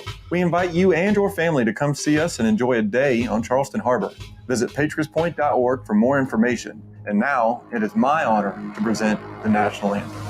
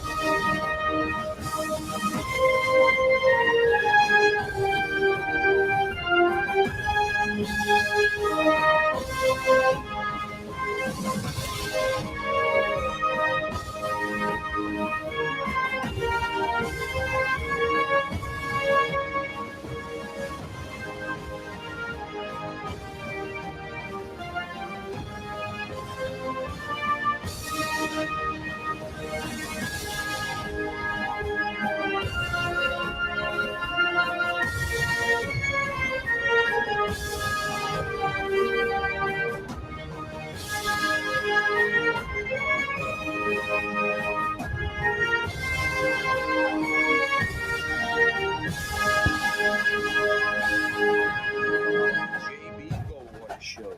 Live, loud, and online. All right, 108. Welcome back. Final hour here on this Monday afternoon on the JB and Goldwater Show. Very proudly presented by our dear friends at Motley Rice. Causes, not just cases, motleyrice.com. If you've been under a rock for the last hour, and in particular the last 72 hours, we do have a new app out. So make sure you download it. Tell all of your friends. It's very easy. If you download the app, you can actually just, in the upper right-hand corner, there's a little settings there. You can click that, and there's a link. You can share it with anybody you want. And we would really, really appreciate it. Well over 1 million people were in our audience last year. And this year, we want to get that as high as we can. So really appreciate all of you, and would really appreciate that. And there's some more really neat stuff coming down the road that you'll be able to access through our app as well. So get in front of that and be a part of our show. Follow us on social media at JB and Goldwater, individually at Sports Media JB and at Darren Goldwater. I got to give a shout out to Craig. He went snow skiing this weekend, and he was in Maggie Valley, which is near and dear to my heart. My family has a mountain house up there. We're up there all the time, and I know Craig sent me a message and said that he ate at Joey's Pancake House. So shout out to Joey and the boys and gals there. There's sweet ladies that work in there. They're unbelievable. And Craig, hope you enjoyed the valley. I'm sure it was a lot of fun up there. And Catalucci is, if you're an elite skier or something like that, you're probably going to go other places. I get it, but it's a neat little place to go and have some fun and get away. And Maggie Valley, Waynesville area. So free marketing for Western North Carolina. Craig, hope you had a good time. Glad to have you back with us here on this Monday afternoon. Speaking of coming back, is Brian Harsin going to make it back to the Plains from vacation? I don't know. Oh, God, this must be the worst vacation ever if you're Brian Harsin, right? And I don't know where he is, but wherever he is, he's probably wondering what it's going to look like when he returns. Here's the good news, Darren. Auburn really cleared it up for us about 30 minutes ago. They issued a statement, so we all know what's happening here. If you haven't heard it, here it is. Quote, the Auburn administration is judiciously collecting information from a variety of perspectives, including our student athletes, and moving swiftly to understand any issues in accordance with university policies and procedures. Decisions regarding the future of Auburn and its athletics programs, as always, are made in the interest of our great university and in fairness to all concerned. We do not make institutional decisions based on social media posts or media headlines. We only make them based on what the elite donors tell us to do. I'm just kidding. I added that part at the end. Dude, really? I mean, come on, man. We know. We get it. All right. You know, this is basically like hey, we all know you're waiting on a decision. Nobody go anywhere. Keep your phones near you. We might let you know something sometime soon. But, I mean, this is a debacle. I mean, look, Darren, I am not here at all to argue or to give my opinion on whether Brian Harsin should or shouldn't be the head football coach at Auburn University. I didn't hire him. I don't play there. I have no idea. Here's what I do know. When he got hired, it was an interesting hire because he's been at Arkansas State and Texas, but never been in the SEC. From Idaho, played at Boise State, was a hell of a coach at Boise State, seemingly at home. Decided he wanted to try something new, chased a bunch of dollars to come down here. I'm not saying that's the only reason he went, but got paid a lot of money to go to Auburn. And, you know, there was a lot of people that didn't want that at Auburn. Auburn is, I do know this. I know some Auburn people. Okay. It's cliquey, like a lot of Southern institutions are. Especially a lot of Southern institutions in small little towns that literally wouldn't be on the map if it wasn't for them, like Ole Miss, Auburn, Clemson. So there's a lot of people that weren't happy with it. They went out and hired what they thought was the best football coach. I say that as in Alan Green, the athletics director, who apparently is on the chopping block too. What this will tell you, if he gets fired and Harsin gets fired, is it the money that runs schools at the end of the day pretty much is always going to win out. They're going to figure out a way to make things happen when they want to. Were there some bad things that happened while he was the head coach? Maybe. I don't know. Some players spouting off on Twitter about how everything was hard and how he wasn't treated like a real man and stuff like this. That's not enough evidence for me. But the flip side of it, Darren, some other kids saying, y'all need to shut your mouths. You know, I didn't even play this year, and I love this guy, and I hope that I get to play for him for the next couple of years. That doesn't mean anything to me either. I mean, everybody's going to have a little bit of a different opinion of their head coach, and it's certainly important to take all of those in from every angle. You want to listen to the players as much as you can, but at the end of the day, that's just going to be a percentage of what the future looks like. If I'm Brian Harsin, which you're not going to do it because there's about $18 million tied to it, but if there wasn't, I'd walk in and say, y'all can all kick rocks. I'm getting the hell out of here. Screw all of you. But said it. He can't do it. No, last week when this stuff started to pick up steam, I said then what I firmly believe even more so now, that I don't know who's right. There are guys on both sides saying great things and terrible things. I listened to TJ Finley, one of his quarterbacks, when I was driving on Friday night, and he's on whichever national radio platform. He's sitting there defending Harsin and talking about how no one else is transferring and they're working hard. Okay. But the bottom line is there's so much tension now. It's coming from everywhere. There's just no way to find a middle ground here. There's no way to keep moving forward because there's so many dissenting opinions that not only are out there behind closed doors, these guys are throwing it everywhere. You can't move past this. The only thing that's slowing this down, I think, is Auburn trying to make sure that they get out of this with owing him as little to no money possible. It seems like it's going towards some type of mediation. Like, look, man, let's just separate. You take $9 or $10 million, and move on. Mm-hmm. If I'm Harsin, I'm going, nope. Because unless you've got for cause to get rid of me, I want every freaking penny of it. And if there is for cause, guess what? He's not going to get a penny anyways. So if you're Harsin, you fight to tooth and nail. You fight to the death on this deal. My gut tells me, I don't know this. I have no factual information or evidence. My gut tells me that Auburn is going just what you just said. Hey, there's no way to move forward. Let's just settle this thing so we're going to cut you a check, man. We're going to give $10 million, $12 million. Okay, we'll give you $13 million and you go away. And he's going, nah, I'm on vacation. When I get back, I'm going to walk into my office. I'm going to keep coaching football unless there's a check for $18 million on the table. Then I'll walk out of it. But I mean, I wouldn't give in if I'm Brian Harsin either. If I was Auburn University, and I'm not saying one way or another. I mean, unless literally like Brian Harsin is choke slamming players and doing the DDT and, giving them the people's elbow and crap like that. If I'm the Auburn University, I'm telling the players, shut up, get off of social media. This has nothing to do anymore with your head coach. You're creating problems with your own teammates now. Okay. These things, have you ever been in a locker room? Yeah, then act like it. Deal with it behind closed doors. Quit airing your laundry on Twitter and Instagram and Snapchat and TikToks and all this other crap. Get off of it. If you got a problem with your coach, you walk into his office and you talk to him about it. If he won't talk to you about it, or if he kicks you in the balls and tells you that you need to leave and throws your head through a window, then you go to the AD's office, okay? Then you present your evidence. But if you got a problem with a teammate, you deal with it with a teammate. I mean, whatever happened today, I got in a fight with a teammate one time. We beat each other up in the locker room. You know what we did? Shook hands, walked out, kept playing. That's the way that it works. But this crap is garbage, and it's turning into a hostile situation. Darren, when you talk about who do you blame, and I don't know who to blame, but I do know this. Auburn has long played the political game down there. We know that. There's big money, the Yellowwood guy. These guys, they dump all this money in there, and they feel like, generally they do, have a lot of control. They let this stuff fester and go and grow until they get their way. And then when they get their way, it's, well, we solved the problem. So that's why the only thing in my eyes, I mean, it's going to be impossible to pinpoint who was wrong in this unless after going through all their investigating, they find out some of these salacious rumors are true. Sure. Say who was wrong. But I'm not going down that road right now because we don't know. We have absolutely no idea. We just know that the road they're on is fractured, and you can't. I mean, you can't move forward.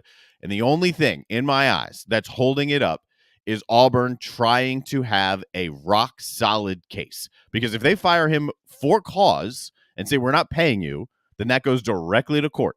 They can't do that unless they have a rock solid case. That could be the only thing that's holding this up right now. I can't imagine anything else. I agree. And, we were on the air on Friday and we mentioned to JC. JC had double dipped with us last week. And Darren, we mentioned it's 72 hours removed from the same conversation we were having. Mm-hmm. And Auburn still has not issued nothing, not a word that has been even slightly positive towards their head coach. No, nothing. Like, hey, we support Brian Harsin. He is our head football coach. And, unless, there's evidence to the contrary or whatever, Auburn University will continue to be led by Brian Harsin. Nothing. All that polished up crap that you hear when things like this, they haven't, none of it.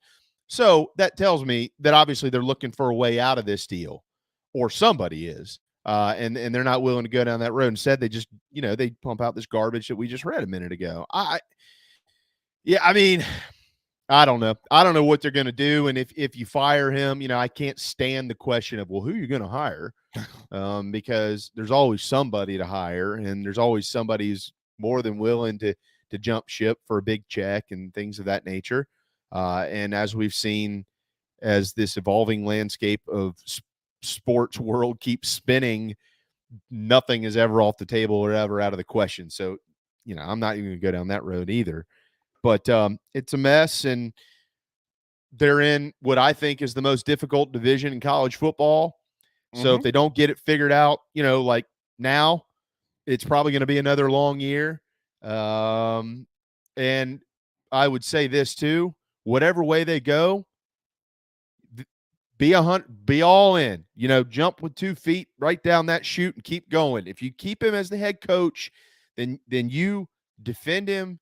You tell everybody else to shut up, you move on, and that's it. There is no more discussion about it. If you fire him, then fire him and defend why you're firing him. But don't, this gray area stuff is just going to keep getting him in more trouble. And hey, and I think that's part of the problem, being all in and 100%. What James said here, I lean towards a little bit, because it was pretty obvious when Harsin was hired that that's not the guy the boosters wanted, but that's the guy that Auburn hired. That was the decision of the correct people to make a decision and go make a hire. They did that, but it wasn't the boosters.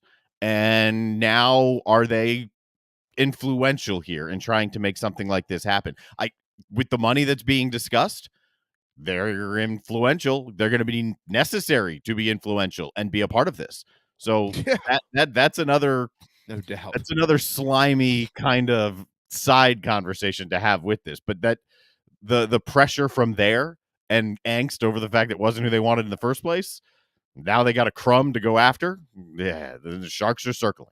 No, they are, man. And I have a lot of respect for Auburn. It's a great, neat town. It's a really cool place to go watch a football game.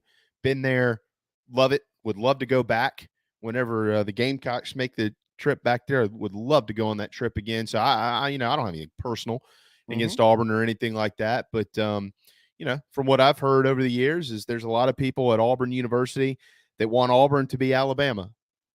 Well, you're not going to be Alabama. You need to be Auburn. And Auburn doesn't have problems beating Alabama. Heck, they almost did it this year. I mean, be Auburn. And, at Alabama, they have a lot of influential boosters as well, but Alabama also lets Greg Byrne and Nick Saban and those guys, they kind of do what they need to do down there. So it's a mess. What a mess. It's unbelievable. All right. 122 on a Monday afternoon, the JB and Goldwater show, driven by Stokes Volkswagen. So it looks like, and I pretty sure I just got an email about this. I think I did and I saw you pop it up there, Darren, because I think somebody said something that the app is now available in Google Play. It is. Yes. According to, I don't know who, someone got it in here. There it is. Adam Bush. Thanks, buddy. So yes, breaking news. The app is now available in both the App Store and Google Play. Yeah. That's absolutely wonderful. So tell everybody, we would really, really, really appreciate that. Download the JB and Goldwater app. Gene Sapikoff is ahead. Real quick here, if you've been watching the Olympics, here's a medal count. The Russian Olympic Committee. What a joke. You can't be Russia in the Olympics. Oh, really? Well, who can we be? Oh, you can be the Russian Olympic Committee. Oh, okay. Well, that's fine. So we can still go win medals and stuff, even after all the cheating? Yeah, that's good. Yeah, okay. All right. Well, they've got 7 medals, so they lead the world right now. The U.S. has 3, and all 3 of those are silver medals. Canada is second in line with 6 medals, a gold, a silver, and 4 bronze, and that's kind of what it looks like. You can check the schedule for what you'd like to watch. I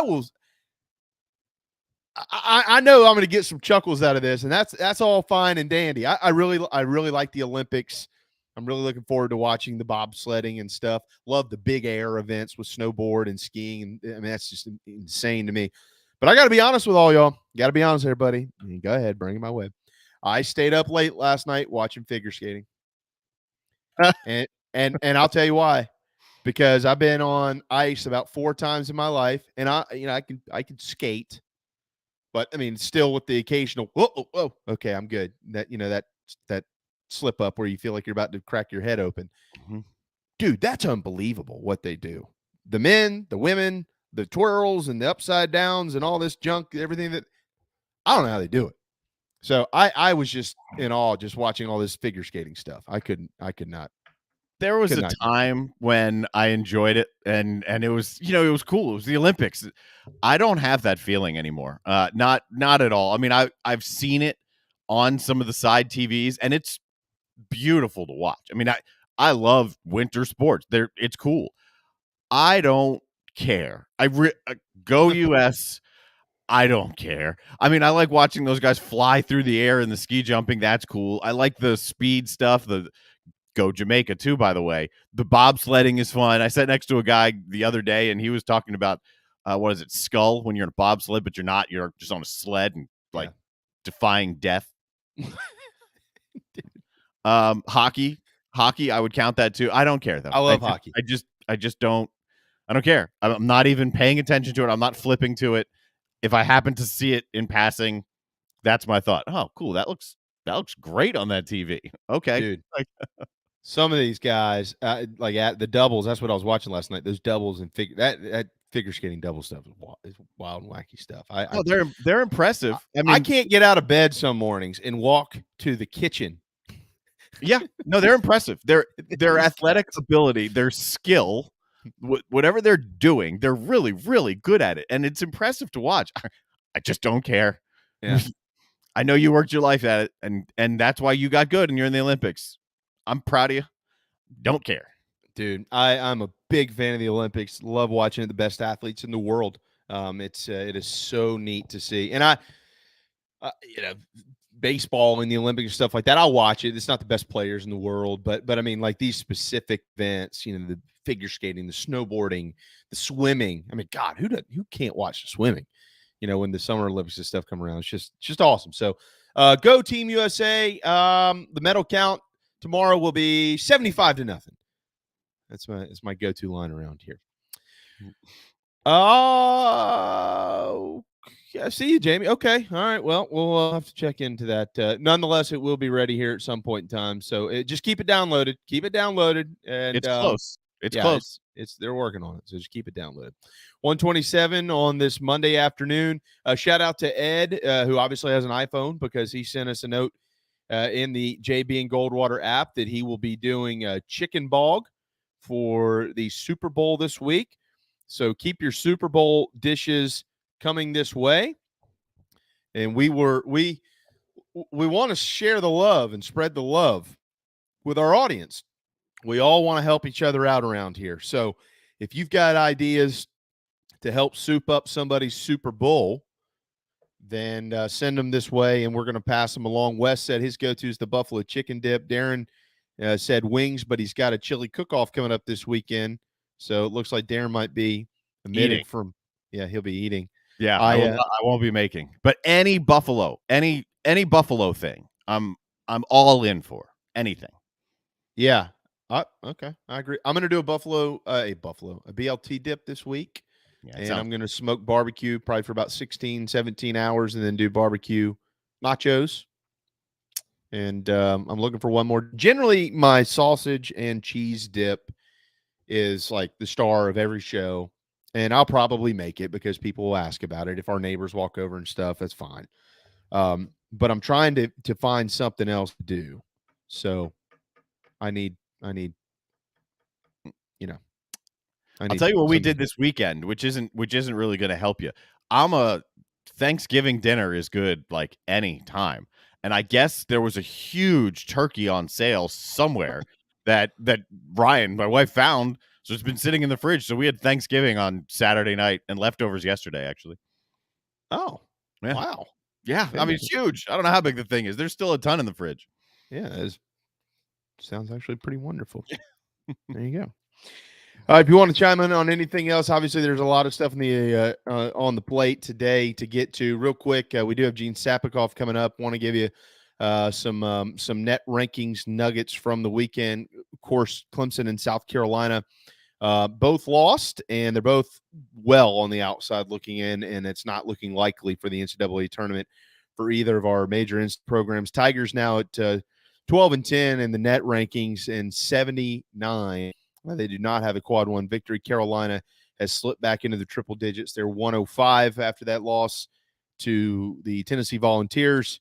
Gamecocks just 1-5 in quad one opportunities, 3-2 in quad two opportunities. Of course, South Carolina coming up tomorrow night as the Wildcats of Kentucky, which they are fourth in the net ranking. So clearly, if there's some magic that is happening that I don't know about at Colonial Life Arena, that would be an enormous shot in the rear end for Carolina to keep moving in the right direction. But right now it is not looking good. So I'll say this too about Clemson.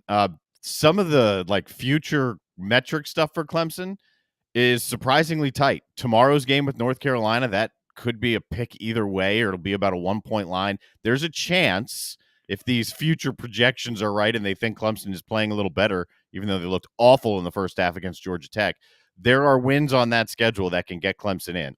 And they don't need as many of them as South Carolina needs, but they're back there too. But their odds are better, but not. Yeah, I would say the team with the best shot to make the dance from South Carolina is Winthrop. And at this point in time, they're probably the only shot. I mean, we'll see, obviously, what College of Charleston can do in the CAA. In the tournament. Coastal probably don't see it. I mean, obviously, you don't ever say never for anything, clearly. Citadel put up 400 points this weekend. So if they have a few good days in a row in the SoCon, but I mean, Darren had never done it, so I don't think that's going to happen. I think Citadel is one of 4 teams that's never been in the NCAA tournament. Mm-hmm. So it's hard to. Yeah, it's 4 or 5. One of them, or maybe Northwestern fell off that list a couple years ago. But yeah, right. Yeah, it's hard to project the Citadel, if they've never done it. Oh, they won't win the SoCon tournament. No. So right now, if you're a hoops fan in the state of South Carolina and you're hoping to root for somebody from within our borders, your best bet's probably on Winthrop. Keep an eye on USC Upstate. They've had a nice year, and we'll see what they can do once they've done a nice job in their league, and we'll see what they can do once they get in the tournament. But Winthrop right now, at this College has a couple of wins over teams they should beat, but a couple of wins in a row, so maybe they can string something together. JMU's fallen off. The CAA is strange. It's very, very strange. Not a good year for the CAA thus far. No, it's been SoCon's better than the CAA right now. Yeah, they have been for a couple of years. Yeah. Greg, sausage and cheese with rotel. That's what I was referencing there, but that's one of my signatures. But I zazz it up a little bit. But you're right. Yeah, the sausage and cheese dip is spectacular. I wonder if Gene cooks on Super Bowl Sunday. Find out. We're gonna ask him about hoops and football. And hey, guys, the end of next week, college baseball cranks up at the D1 level. Cannot wait. Talk to Gene about all of that, including Super Bowl, right here on the JB and Goldwater Show when we return. Hopefully, you won't ever need legal help for a catastrophic injury or health issues from a medical drug or device. But if you or a loved one suffers injury or loss, Motley Rice LLC is a nationally recognized law firm that is right here in Mount Pleasant at 28 Ridgeside Boulevard.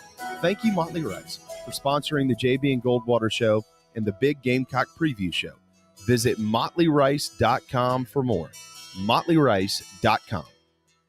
This is Mike Mazzell for Stokes Volkswagen on Ashley Phosphate Road. You know what happens when you sell record numbers of new vehicles? That's right, we take in record numbers of local trades. Despite what the news is saying, quality pre-owned vehicles really aren't that hard to find. You just need to know where to look. Stokes Volkswagen on Ashley Phosphate and on the web at stokesvw.com. We've got over 1,200 pre-owned cars, trucks, SUVs, and all at a fraction of the price when new. Every vehicle has been inspected and reconditioned, many with the balance of factory warranty. Best of all, at Stokes Volkswagen, you don't need perfect credit to get approved for a quality pre-owned vehicle. And we'll take any trade in any condition, even if you owe thousands more than it's worth. Don't forget, we'll buy your car even if you don't buy a car from us. You're going to love our pre-owned selection, I guarantee it. So come see us today at Stokes Volkswagen on Ashley Phosphate or stokesvw.com. Peace and love at Stokes VW. Negative trade equity financed a new loan, subject to lender approval. Wando Power Equipment, the trusted home of Hustler zero-turn residential and commercial mowers. There is nobody more trusted in South Carolina than our friends from Wando Power Equipment. They've been providing elite commercial and residential service for over 30 years. Landscape Services have turned to their selection of Hustler zero-turn mowers like the Raptor. Bigger, stronger, faster, and the most durable Raptor Hustler has ever designed. Located on Daniel Island and online at wandopower.com. Wando Power Equipment, owned by the Price family, the home of Hustler zero-turn mowers, rentals, service, and specializing in family and friendship. Family vacations, a new car, a new boat, all cost more to afford any of that if you can save cash that's flying out the window now. iHelp Consulting can help you finally get the kids to Disney World, upgrade the minivan, or drop that new boat in the water next summer. Let Daniel and iHelp Consulting consult with you. No fees, just savings. You pay them a percentage of those savings. Save on essential services, credit card fees, you name it. Let them find it. These folks are incredible. iHelpConsulting.com. How can I help you? You hear me talk about Dog and Duck all the time, and there's no other place I'm going to watch my college and NFL than the Dog and Duck. They have 3 locations, Bell Hall, Park West, and Clements Ferry Road. They have specials all football season long, like $12 pitchers of their own D2 brew, $5 pints of Sierra Nevada, weekly pick'em sheets with prizes, and the best wings in town, bar none. For all your football, college, and NFL, the Dog and Duck, Clements Ferry Road, Bell Hall, and Park West. What's up, everybody? This is South Carolina singer-songwriter Patrick Davis, and I might live in Nashville, Tennessee now, but guess what? I can always keep up with the news back in South Carolina because I've got the JB and Goldwater Show. Thank you, JB and Darren, for being live, loud, and online. You're welcome, Patrick. We need to get Gene Sapakoff to cut a bumper for us. What do you think about that? 8-time Sports Writer of the Year, Gene Sapakoff. Yeah. Well, let's see if he'll do that. 1:36 on this Monday afternoon here on the JB and Goldwater Show. Do we have Gene? Is he up? I think so. Hey, Gene. I don't think he's just jumping in on the idea. Oh, hey, Gene. Yeah, well, I could lead with the fact that I think you guys remember that back in July, I said it was going to be a Bengals-Rams Super Bowl, and, everybody made fun of me, and here they are. Yeah, maybe I said Chiefs-Cowboys. I don't know. Maybe it rhymed. You were thinking about it. Yeah. That's how I remember it. I agree. I don't, with you saying that, it makes even less sense, Gene, that you've only won the Sports Writer Award of the Year 8 times. I mean, it should be like 30 times. You've predicted the Super Bowl in July every year for at least the past decade. It's amazing. Yeah, well, going back to the late 60s, really, but yeah. Yeah. And that's why you live in Las Vegas, and you're killing it in the books. That's a great Las point. Vegas, New Mexico, man. Okay, Gene. Look, before we talk sports, we got two ball buster type questions for you here. One, have you downloaded the all new JB and Goldwater app yet? Absolutely, and I've told all my friends about it. At work, at church, in the neighborhood, at the grocery store. Well done. I told my cousin that I told my friends about it too. He said, "Friend, you told your friend," because according to my family, I don't have more than one friend, which is understandable. Number 2, will you be making any signature dish for the Super Bowl on Sunday? Well, I probably will go with some super duper nachos and maybe some oatmeal muffins, if I really want to get crazy. No, probably like shrimp and grits, something like that. You got to get versatile, got to get low country, but yet still have a tip of the cap to the Mexican opportunities that you would have in a 4-hour football game. That's absolutely true. All right. Have you looked at all the prop bets yet? I know that you're not a big gambler. Darren is, by the way. I know that you're not a big gambler, but have you seen some of the prop bets this year? Anything stand out? It has to do with Snoop Dogg and Eminem. That's the kind of prop bets I'm looking at. I haven't seen those. Have we been sent those, Darren? Has Raphael sent those? I have not seen those yet, but there is a prop for absolutely everything. If you can think of it, it's out there. Everything. Yeah. Like how long will the anthem be and all that type of stuff, right? Mm-hmm. Who's singing the anthem this year? Don't know. I'm not sure about that, but yeah, I mean, I know they're going to have something like what color outfit will Snoop Dogg have? Will Eminem lead with Lose Yourself? I mean, you're going to have great prop bets like that. It's going to be an awesome and some of them will have to do with football too. Yeah. That's right. Well, if you go to mybookie.ag, you can print off a party props sheet for your Super Bowl party. And there are 22 of those that you can have at your house, to do something, around the living room or whatever. Length of the anthem. Will the coin toss be heads or tails? Which team wins the coin toss? I mean, there's a lot of that stuff. What color will the Gatorade bath be? That's always a big prop now. I don't know. What is it ever anything unusual? I thought it was just like yellow or orange every year. Yeah, I can't recall a different color, but one of these years, I'm sure we'll see something. Mayo. All right, there you go. Mayo. They're going to dump Cheez-Its or mayo on the Super Bowl winning coach. You just can't beat that. I mean, You gotta- a combination of Cheez-Its and mayo. That'd be even better. You got to do your research for the Super Bowl. You got to go back and watch every anthem and every Gatorade bath for the last 10 years before you bet on it this year to figure out if we're going to make some money or not, Gene. All right. They are actually going to play the game, though, and it is a unique matchup, the Rams and the Bengals, and nobody outside of you really predicted that, though. But the quarterback matchup is certainly something that we're excited to see. One of the young stars in Joe Burrow and one of the great veterans in the game in Matthew Stafford. Who has the upper hand here? Well, it's interesting too that it's an all SEC matchup, at least, for Burrow's greatness. I know he started at Ohio State, but he didn't play much there. So I think Joe Burrow is the better talent. There's just no doubt in my mind, but I think over time, Matthew Stafford has proven himself to be right on the cusp of the Hall of Fame. And if he wins this game, I think the chances are, better than 50-50 that he gets in. There's a lot of buzz behind that thought right now, these last couple of days. I mean, does he need to just win, or does he need to have a good game and win, or the other way? If he plays great and they happen to lose, are we approaching a Stafford's probably Hall of Famer? To just be circling in crazy Alice in Wonderland circles, I think he just needs not to lose.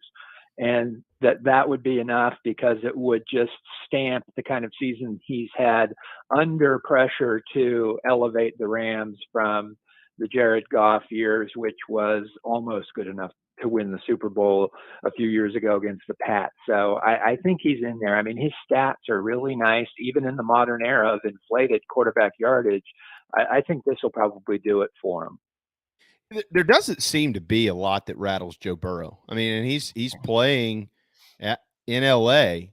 where the Rams play. I mean, the Rams are playing a Super Bowl in their home ballpark, but I don't think that matters, honestly, Gene. I think Joe Burrow is the type of guy that sees opportunity like this, and he flourishes in them.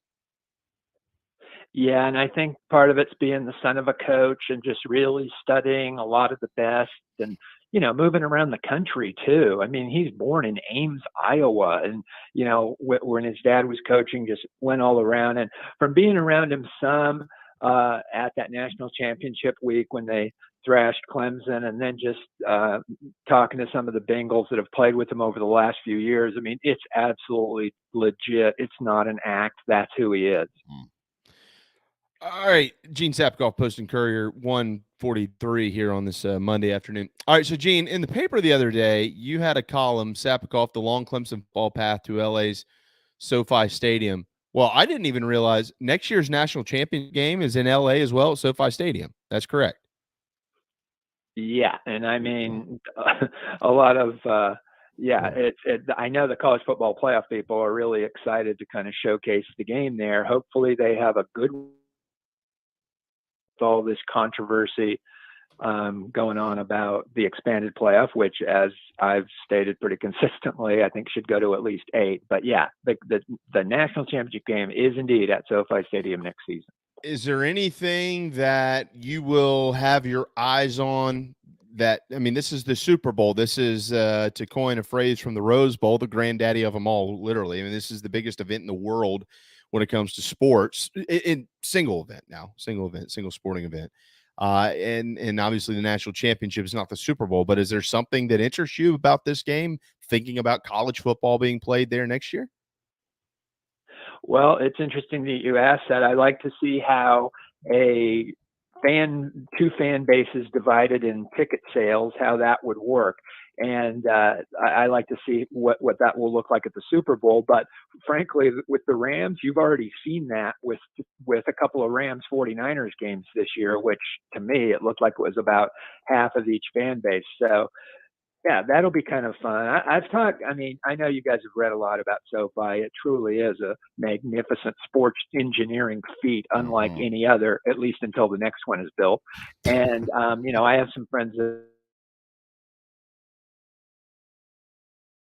I know you're familiar with the old Forum where, the Lakers played in the Magic Johnson glory years. It's right next door to that in Inglewood. And it's on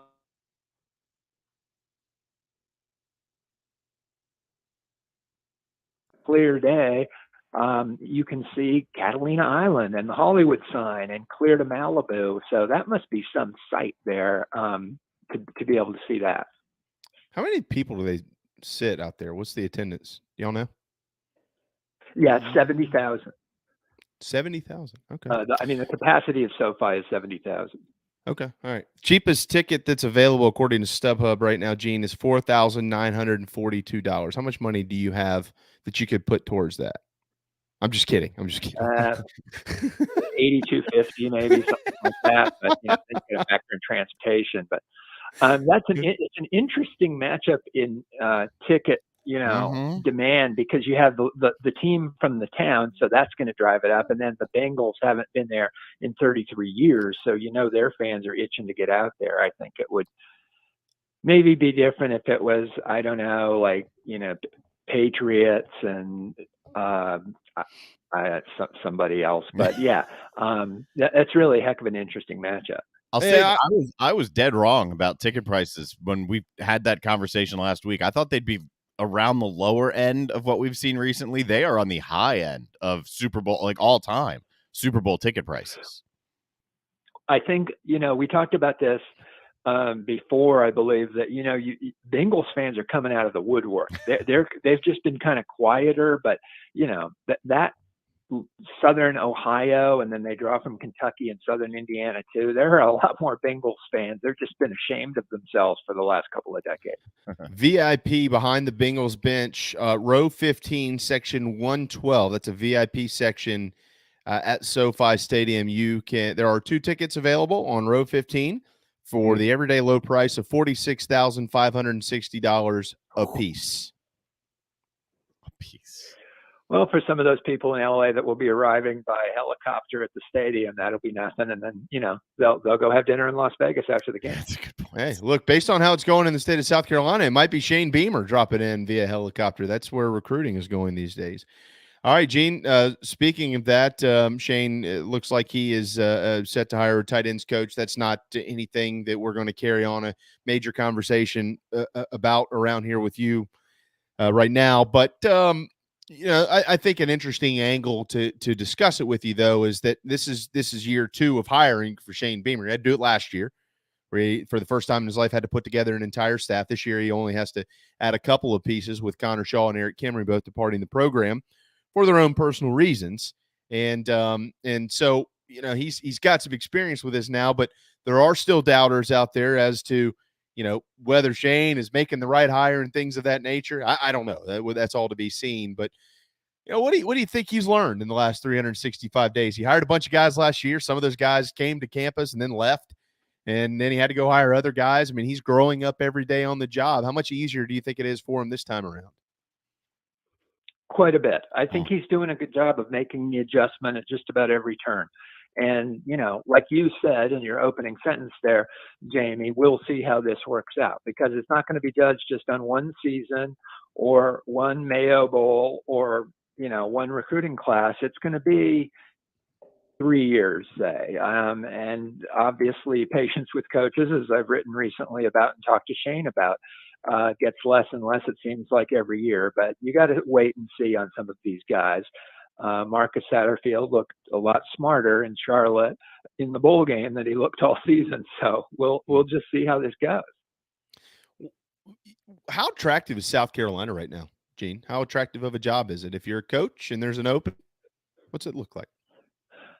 I think there's upside in that. Well, for one, it's the SEC, but for two, it looks like it's a fun place to work. And Dabo Sweeney had pitched that to assistant coaches for quite a while. And I think it's a real thing from myself talking to assistant coaches all over the place. And you can,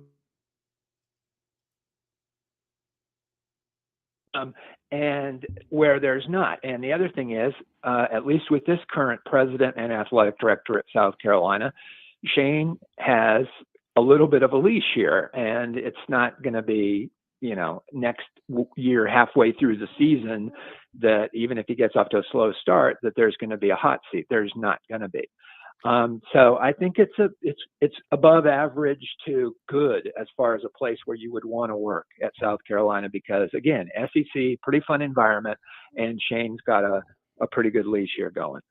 Gene, it seems that seat is much, much, much cooler, like Antarctica type cool, compared to the other side of the world, which is where Frank Martin might be sitting right now at 13-9, 4-6 in the SEC. It's been a rough couple of games against quad one opponents in Mississippi State and in Tennessee. And you and I and Darren and pretty much anybody and everybody else in the world could get into the nuts and bolts about what went wrong and things of that nature. But a lot of the conversation now, at least as it sits in the fan base, is past all of that. It's just about results. Did you win or not? Period. The end. And the Gamecocks, after going and getting a quad one win at Texas A&M, have not, and they have not played particularly well in either of those games. And we all know what comes in tomorrow night, Gene. It's going to be a moment where a lot of Carolina fans, unless there is a miracle in the making, are going to really, really, really boil over in frustration, because there's going to be 3,000, 4,000 Kentucky people that walk into that arena tomorrow night and watch the Wildcats blow the doors off the Gamecocks on national television, ESPN at 7 o'clock. What is the state of the Gamecocks basketball program right now as it stands today at 4-6 in the SEC, 13-9 in Frank Martin's, 11th year? It's very shaky, and it's sad to say, because they had the 3 wins in a row there, Mississippi State and Tennessee. I mean, those were nice opportunities, and at least, early in those games, they just got boat race to an extent, and that's just not what you want to see.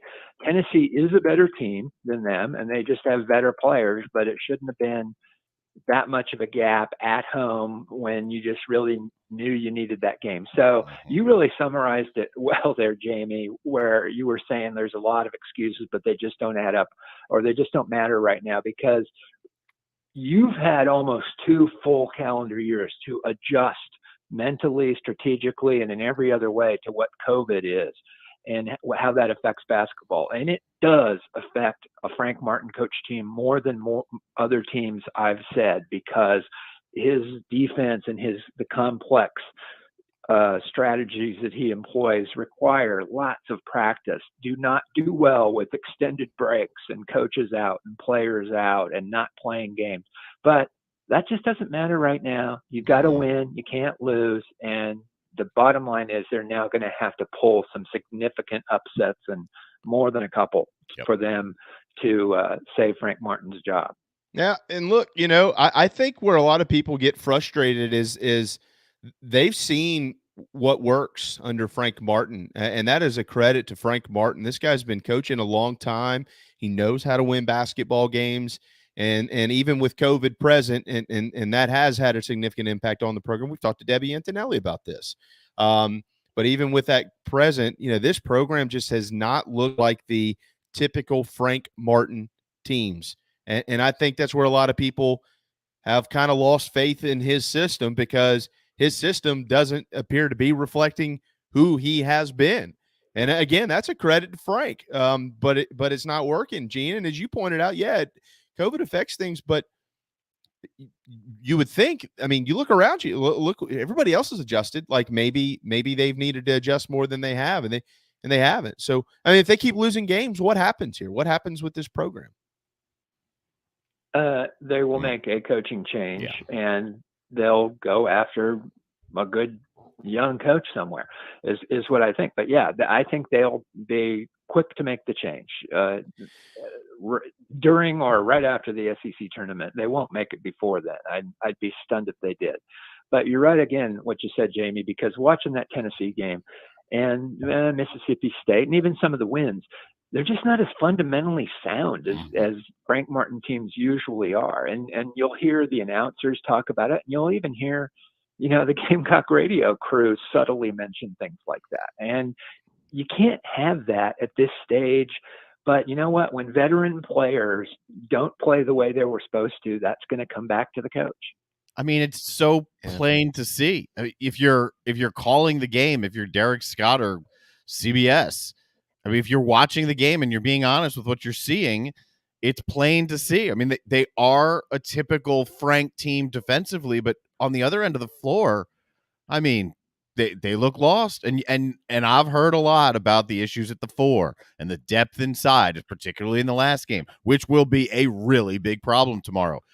But the bottom line is, offensively, they look lost. I mean, at some point, I said this earlier, like I'm in deep with metrics and all that stuff, but that doesn't matter here because this team, whatever the message is just not getting through to them right now. No, Gina, I want to ask. Absolutely right, Gina. I don't mean right. To see some of the. Go ahead. Yeah. No. Go ahead. I'm sorry. Go ahead.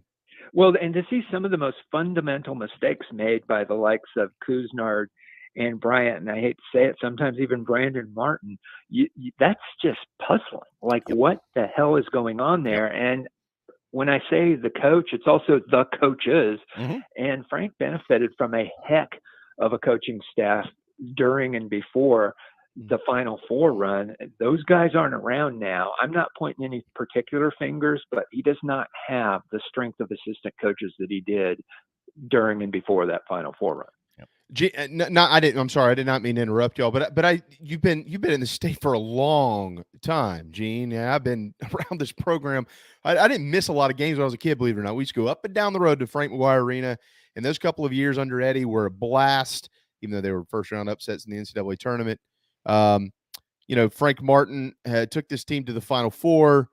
There have been pockets of success, but as long as you have been in this state covering the University of South Carolina, covering the basketball program, I ask you this question: can this be a consistent winner? Can this program win consistently in the SEC? I think it can. And I know I'm the optimist. I think Clemson can too. But for some reason, neither place has really been able to establish consistency. And then it always falls back on, it's their football schools. Well, I mean, look what Bruce Pearl's doing at Auburn. And, there's been other quote unquote football schools where things are going pretty well. I mean, Texas Tech, for instance, and, Auburn and Baylor. I mean, you didn't really think of those places as basketball bastions. And so I do think it's possible. The student support when basketball is good at South Carolina is as exciting as any sports venue in the state that I've ever been to. It's just that is rare and kind of an aberration. But when it is going, it is amazing. It was that way back at Carolina Coliseum. It was that way when Folkler had it going. Even, upsets of Kentucky, in the Darren Horn era, they had that big upset of Kentucky. That place was just rocking. And of course, we've seen on a whole, apples and oranges level what Don Staley has done. But so, to answer your question, yes, I think it is possible, James. I'll say this too before we run. It's easier to do it in basketball. I don't think any school can be looking at a coaching hire or a coaching or a basketball situation and say it's impossible to win here. In basketball today, it's easier than ever if you've got the right guy. It's not easy at South Carolina. It will be hard, but you can win everywhere if you have the right guy in basketball right now. I absolutely agree with you. And the total paradox is Frank is a victim of his own success in that the SEC kind of looked at South Carolina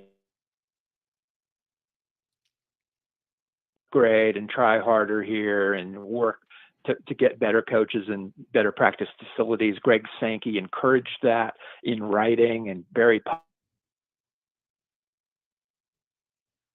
at South Carolina is going to recruit saying, and you get to play in one of the best conferences in college basketball. Yeah. And you know what? They've got everything up there. And too, I saw excuse my French here, but the the dumbass post of the week the other day on social media. It's time for Tanner to invest in basketball. Dude, have you been on campus in the last, decade? The place is immaculate. You got a whole gym across the street, the old Carolina Coliseum, that's your practice facility. They've invested plenty in basketball. Gene, I've got an idea for you to write about. Do you mind? Can I give you an idea? I'm always open to great ideas from Jamie. Oh, thank you. Nobody else will listen to me. They need to have a throwback game every year, just one game, and play it in the old Frank McGuire Arena. I love that idea. And, I believe that my former colleague, the columnist at the State, Ron Morris, once wrote a column suggesting just that. And I would love that. It's a great idea. Penn State does it. And two similar programs, right? And basically, you never win. And they'll go play some games in Rec Hall that holds like 4,000, 5,000 people, and it rocks. Dude, that is so cool. All right, Gene, before we let you go, does Brian Harsin survive at Auburn or not? That's a tough one. I'm going to say that he barely makes it. Ooh. Yeah, we'll see. What a mess. Hey, Carolina, you could be Auburn right now. If you're not, you beat them in the last 2 years, and things are headed in the right direction. Gene, what are we going to look for in the paper this week? Okay, well, we've got DJ Reader starting at defensive tackle and playing really well for the Bengals. I write about his Clemson baseball career. Believe it or not, he's 347 pounds now. I believe he was about 335 when he was playing baseball at Clemson. Also, Joe Burrow's performance against Clemson in the national championship game, was that the best performance ever by an individual against Clemson? Or was it Deebo Samuel catching 10 passes for 220 yards? Or maybe it was Jadeveon Clowney, 4.5 sacks and a huge win at Clemson during the streak. I look at the best performances individually ever against Clemson and see if Burrows is number one or not. Wow. You won't get any hate mail for that, right? We'll see. Oh, man. I've never gotten one hate mail letter. No, it's all Gene, or Twitter. It's all from a good place. You know that. Yeah, great. Yeah, it is. I love the passion of the fan interest. That's why we have jobs. That's true. That's true. That column on Stanford Jennings was awesome. Gene, thank you for your constant and consistent hard work, and thank you so much for always joining us. Happy Super Bowl week, and we'll talk to you next week. Thanks for having me, guys. There you go. Gene Sapikoff with the Post and Courier. See, Clint? Yeah. Oh, charge old school prices too. Look, it would sell out. 12,000 people in the old Frank McGuire Arena. The Penn State games in Rec Hall are awesome to see. The sightlines are kind of bad for cameras, but they're awesome. Inject some excitement into a program that needs it. I agree. Speaking from experience. I agree. Craig, please call BJ Mackey. I'll call him. I know BJ. He's a good guy. What do you want me to ask him? What's up? How's it going? Craig, you know better. You know better. There's not an open job at South Carolina right now. You know better than that. Good to see everybody. Download the JB and Goldwater app if you haven't. Do it. If you've done it, tell other people about it. And then rejoin us tomorrow at noon. Chad Holbrook on tomorrow to preview the College of Charleston baseball program as well. Look forward to that. Have a wonderful, marvelous Monday, and we'll see you tomorrow at noon.